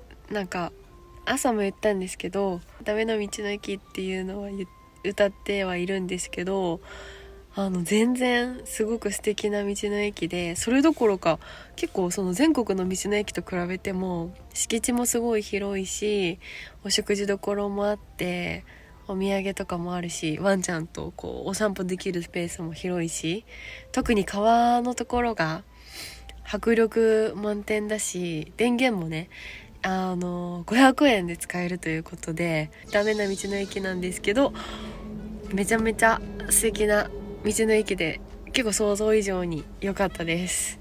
近くを通られた際はぜひ寄ってみてください。まあでも一個思ったのが、やっぱ兵庫ってすごい道の駅が多いみたいで、ここの道の駅に来るまでに何個も道の駅を見かけたので、ちょっとそういう競争率とかがね激しい、競争率というか、山口とか他の地域だったら少ないから、そこに人が密集すると思うんですけど、多かったらねやっぱ分散するから、そういうのもあるのかなとは思いました。ちょっとそもそも場所がねちょっと鳥取寄りなので、こっちに来ないとなかなか人も来ないっていうのはあると思うんですけど、すごく素敵な道の駅でした。はい、というわけで今からなんですけど、せっかくね鳥取付近まで来たので、今からは砂丘に行ったりとか、また山陰方面を走って下関までだいたい8時間ぐらいかけて下道を運転して帰っていきたいと思います。初子チャンネル。下道でねこんな時間かけて帰ること初めてなんじゃないかなと思います。初子チャンネル。皆さんこんにちは、はすこです。はい、というわけで長らく、車生活をしていたんですけど、そろそろ、帰っていこうということで、今ですね兵庫と鳥取のちょうど県境あたりにいるんですけど、そこから高速を使わずに下道で、山口県の一番端っこの下関まで山陰ですね。山陰方向で帰っていきたいと思います。ミートちゃんもいるので、途中は鳥取砂丘をこう一緒にお散歩したりとか、ところどころ休憩しながらなんですけど、8時間かかると思うんですよね。ノンストップで行ったとしても。なんですけど、今までのハスコのやつだったら12時間ぐらいはかかるんじゃないかなと思います。はい、というわけでとりあえず鳥取砂丘まで運転していきたいと思います。行ってきます。初子チャンネル。雨降ってきてる。砂丘だ。うわ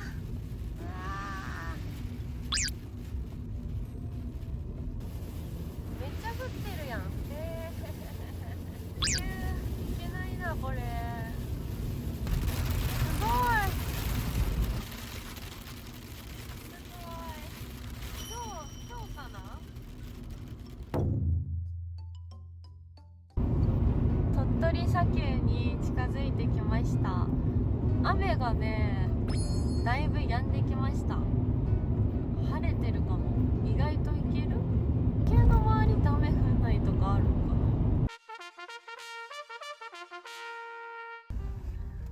見えてきた。砂漠だ。しかも雨降ってない。今のところ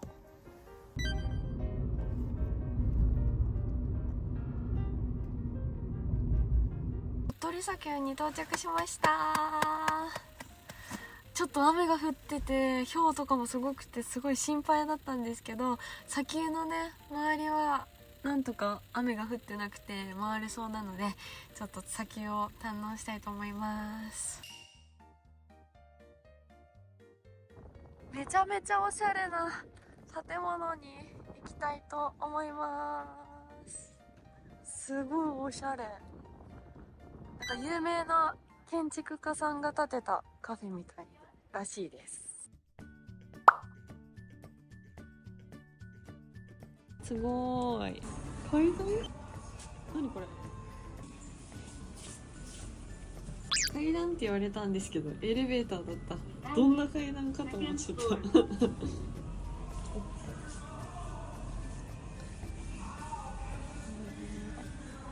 ゃれ。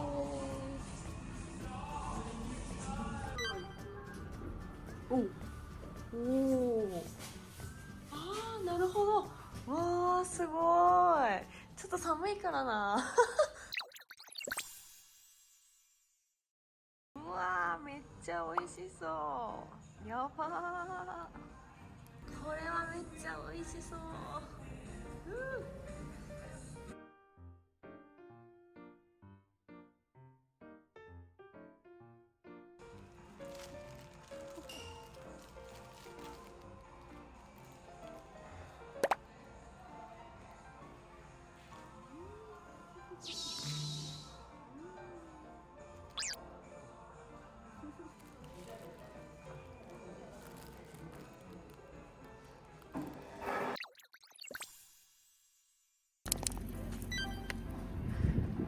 早速行きます。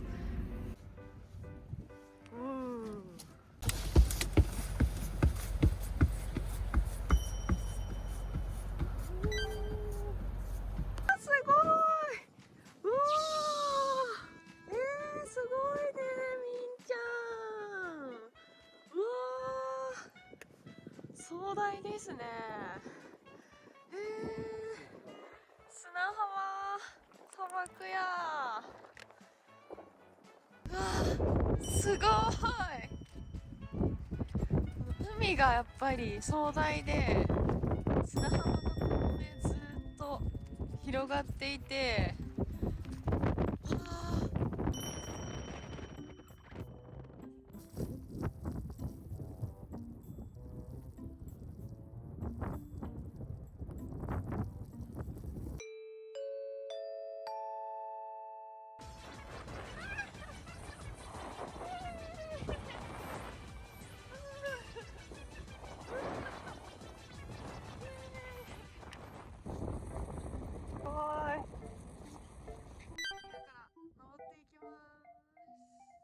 めっちゃハマって歩きにくい。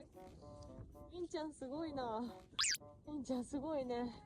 歩きにくいよ。めっちゃ滑る。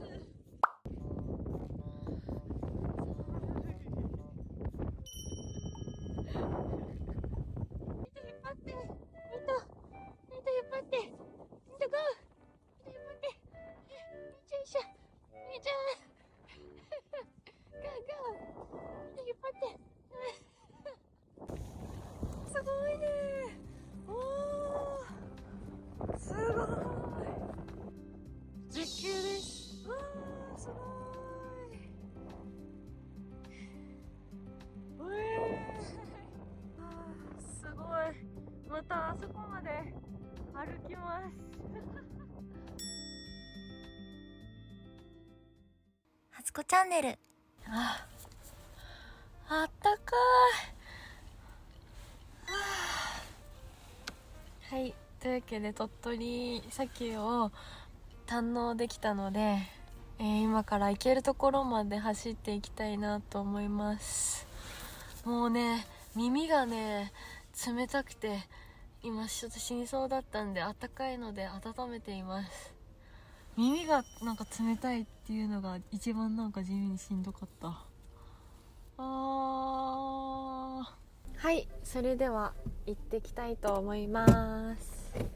今から4時間半かけて、まあちょっと島根のね美人の湯みたいなところにとりあえず行きたいなと思ってます。いや、意外と砂丘観光客多くて、なんかすごい本当日本にいるのに海外にいるような気分になれて、寒かったんですけどすごい良かったですね。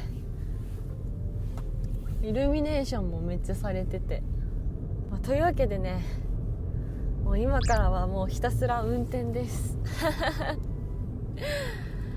下道でねこんな時間かけて帰ること初めてなんじゃないかなと思います。高速をいつも使ってたんでなかなかね下道でっていうことがなくて、でもなんか田舎あるあるなんですけど、無料のバイパスとか結構通ってて、意外とね高速で帰るのとあんまり変わらなかったりするんですよ。だから今回も高速で帰ったら7時間ぐらいで帰れて、で高速を使わず下道で走ったら8時間で、1時間ぐらいしか変わらないかなっていう感じです。田舎道とかだから本当に前に誰も走ってなかったら自分のペースでスイスイ帰れるんですけど、たまに結構ゆっくり走る人とかいたらなんか結構そのペースで合わせて帰っちゃうからちょっと到着遅くなるみたいな誤差かもしれないんですけど、気持ち的にもね違うじゃないですか。だから今日はわーすごい見えますか、右手が砂丘の残り結構海辺にね砂丘ってあるんだなと思いました。なんか帰る頃になったらめっちゃ晴れてきたんだけど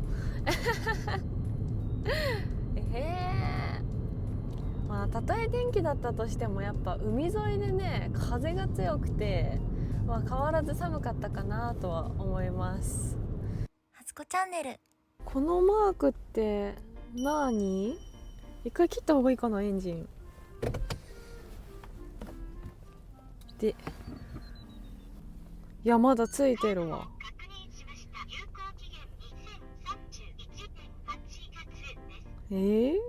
はい、なんかねエンジンのなんか警告ランプみたいなのが出て、どうしようっていう感じで今ちょっと最寄りのスーパーに寄ってみました。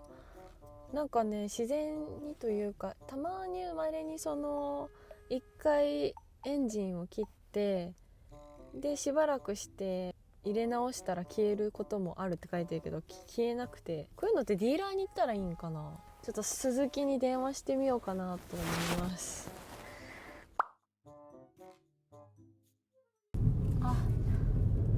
鈴木が見えました。ちょっと行ってきたいと思います。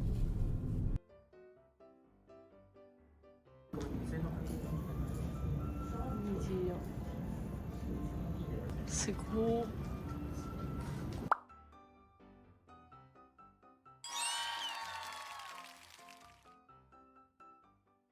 初子チャンネル。というわけで鈴木に直してもらいました。一安心ですね。私が完全に原因でちょっと以前ヒューズボックスをねいじって監視システムをつけて、でちょっといろいろあって監視システムを今は外していて、でその関係でちょっとヒューズボックスの部分がちょっと取れてたみたいで、それでなんかエラーが出たということでした。高速とか走ってたらなかなかすぐ降りてまた鈴木にっていうのが厳しかったかもしれないし、そこがちょっと不幸中の幸いというか、こういう時下道だったら割となんかねアクセスしやすいというか行きやすいなっていう風に思いました。だいぶ時間をロスしてしまいましたそうですよね。だってエンジンオイルとかも定期的に点検してもらってるんでなくなるわけないし、でもなんかね虹がめっちゃ久しぶりにあんな綺麗な虹見たっていうぐらい綺麗な虹が見えて、ちょっとハッピーな気持ちになりました。なんか行きたかった温泉があるんですけど4時間半ぐらいかかるんですよね。下関の途中に帰る途中に島根の有福温泉っていうところに行きたかったんですけど、ちょっと厳しいかもしれない。間に合うかなって感じ。ちょっと頑張って走らせようと思います。時間がない。ちょっと道の駅で何かつまもうと思います。ここかな。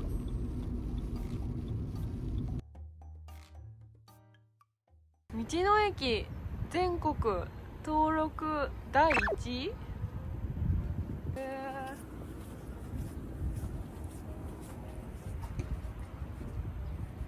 初めて登録されたってことかな。コナンくんや。めっちゃ広い。全然すごくない？めっちゃ広いじゃん広場。ミントちゃんもう大爆睡で今寝てるんですよね。だからでもペット禁止って書いてあるじゃん。はい、寒いと言いながらちょっとアイスを買ってみました。いただきます。おー、いい匂いがする。ベリーです。すごいベリーのジェラートなんですけどベリーです。めっちゃ美味しい。めっちゃ美味しい。なんだろう、濃厚だし、なんか日本で一番最初に登録された道の駅みたいなの書いてましたけど、どうなんだろうなんか通ってると結構高速道路みたいなのができるのかな。それは言い過ぎかな。めちゃめちゃ大きな橋とか出てたりとかして5時間ぐらい運転できるかなっていう感じ。ちょっと今ジェラートでまた元気が出たので、もうちょっと頑張って次は温泉を楽しみに走らせて行きたいと思います。暗くなってきました。道的にはねあんまりなんか高速と変わんないですね。田舎なんで一社の高速とかもあるんで、ここまで今別になんか流れに乗って帰る気がします。はい、というわけで、今なんですけど島根県のね松江のほんと手前ぐらいまでやってきました。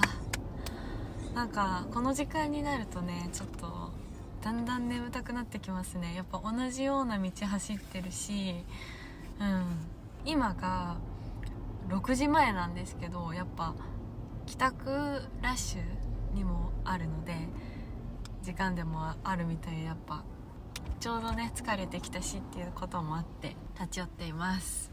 本当はね温泉施設までね頑張りたかったんですけどね、安くなってた骨チキチキンと疲れてきたのでチョコラ BB を飲んで頑張りたいと思います。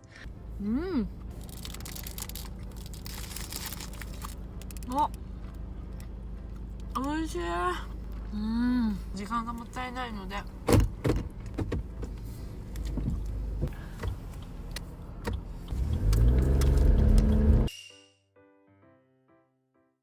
初子チャンネル。はい、ちょっとねめっちゃ窓汚いものすごいファミマを見つけておでんを買いました。ちょっとねあともうちょっとで着くんですけどちょっと混んできてたしちょっと寄ってみました。もうおでんの季節かと思って暑そう。やっぱ大根ですよね。初めて見ましたこんなファミマ。品揃えがものすごいし、なんかどこかのスーパーと合体してるんですかね。コープかな。ちょっとほんと品揃えが多くてめっちゃ爆買いしそうになりました。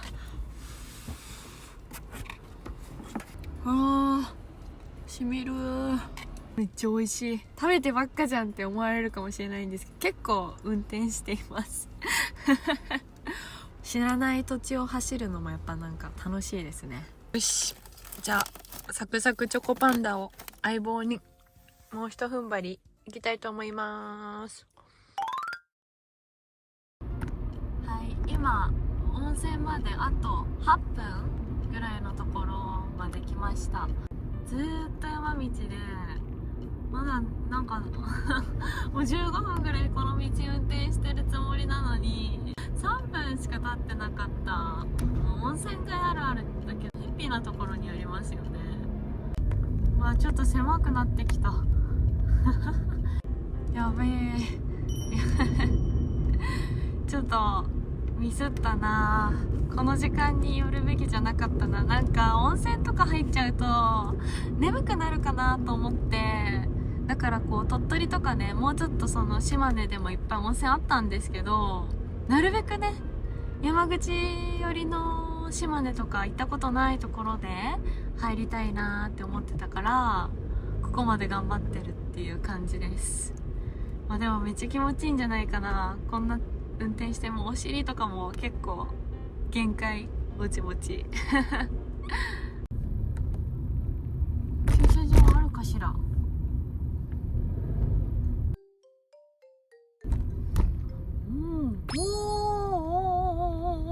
ここに入れよう。いいじゃん。呼んでいろ。すごーい、到着しました。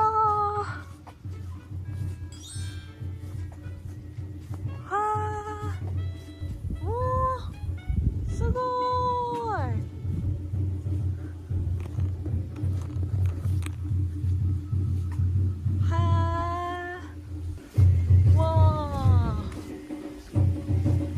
そうですね。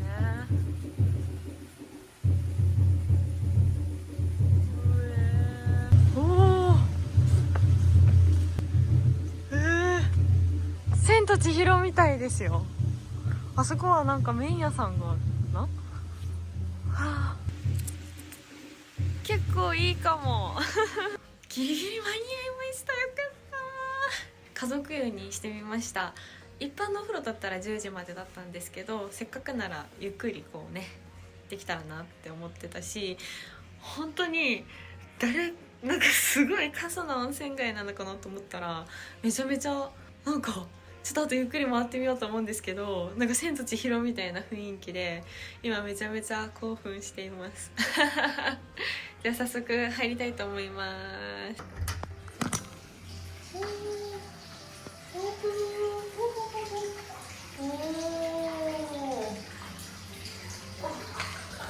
見てください。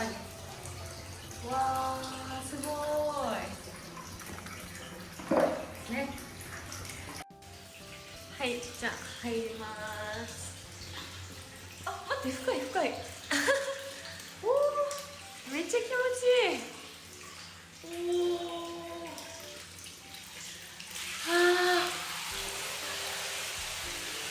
お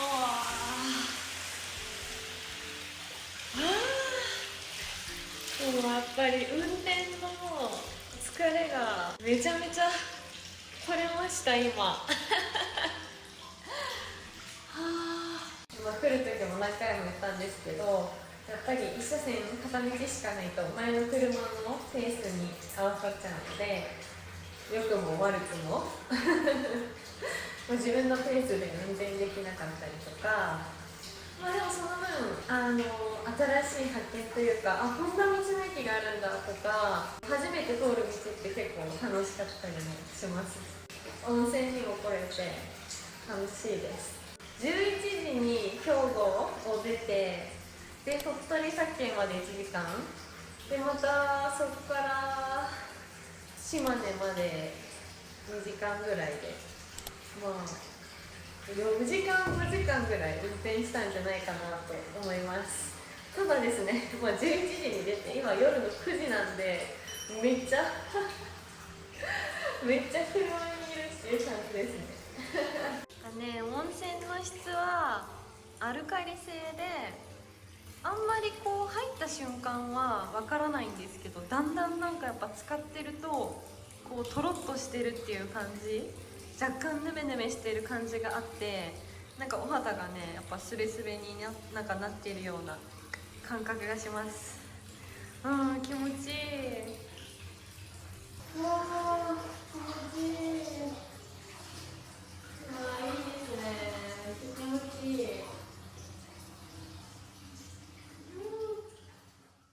はつこチャンネル。っ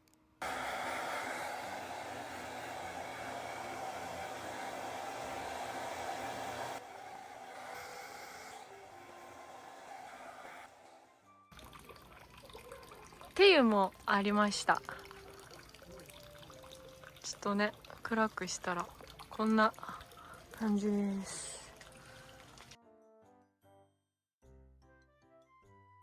はい、というわけで温泉から帰ってきました。めちゃめちゃ良かった。ほんと千と千尋みたいな雰囲気で、値段もね1200円ぐらいで安かったです。来た甲斐がありました。というわけでまた3時間半ぐらいかけてまた下関まで下道で運転していきたいと思います。行ってきます。山口に入りました。萩です。わかんないですね、これだけだと。懐かしの萩です。サンドイッチ。なんか仮眠休憩しようかなとかも思ったんですけど、結構休憩したんでもうさすがにたどり着きたいなっていう感じです。あと1時間半です。でも頑張ります。今ミントちゃんのお水を入れてたら盛大にこぼしてしまった。おもらししたみたいになっちゃったここに来て疲れが出てきた。めっちゃびちゃびちゃになっちゃったお水です、これは。いけない？もしかしてこれいけない？もしかしてこれじゃあ困るんだけど。マジで？いや無理やな、工事中やん。うそー。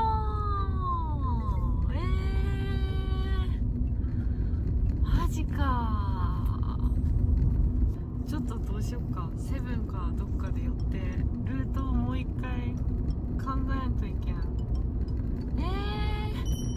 無料道路が通れないってこと？マジで？よりによって今日も？マジか。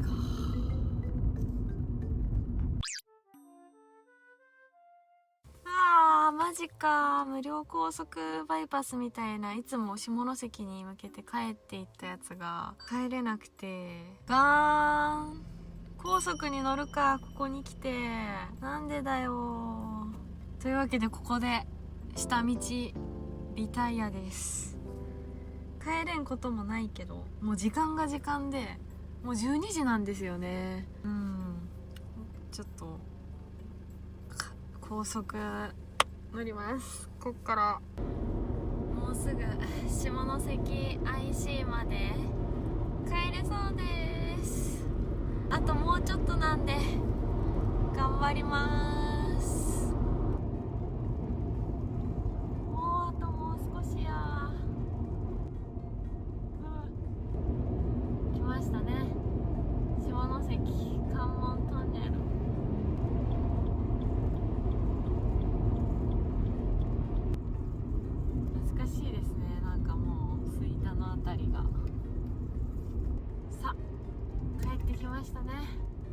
いくらかな。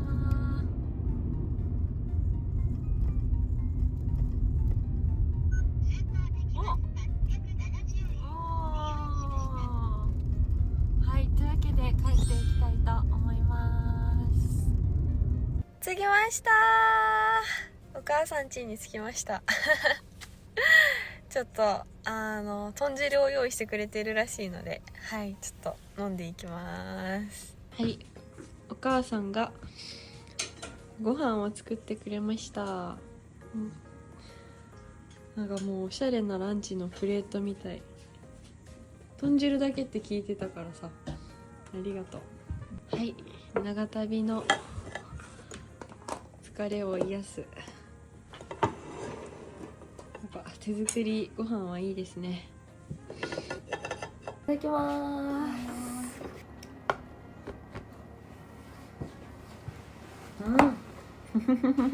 あんまりこの度車中泊生活でね、やっぱ自炊がなかなかでやってなかったんで、人から作ってもらったご飯がもうめっちゃ美味しい。まあ結局今回時間もめっちゃ変わるわけじゃなかったし、全然そこまで疲れ具合もあんまり変わらないかなとは思いました。本当に前にちょっと、遅いなって思う車がいない限りは、行きも6800円だったし、帰りもちょっとしか高速乗らなかったので、高速代とかは節約できたかなとは思います。ガソリン代はねしっかりかかったんですけど、というわけで、はい、いろいろトラブル等もあったんですけど、無事にねつけてよかったかなと思います。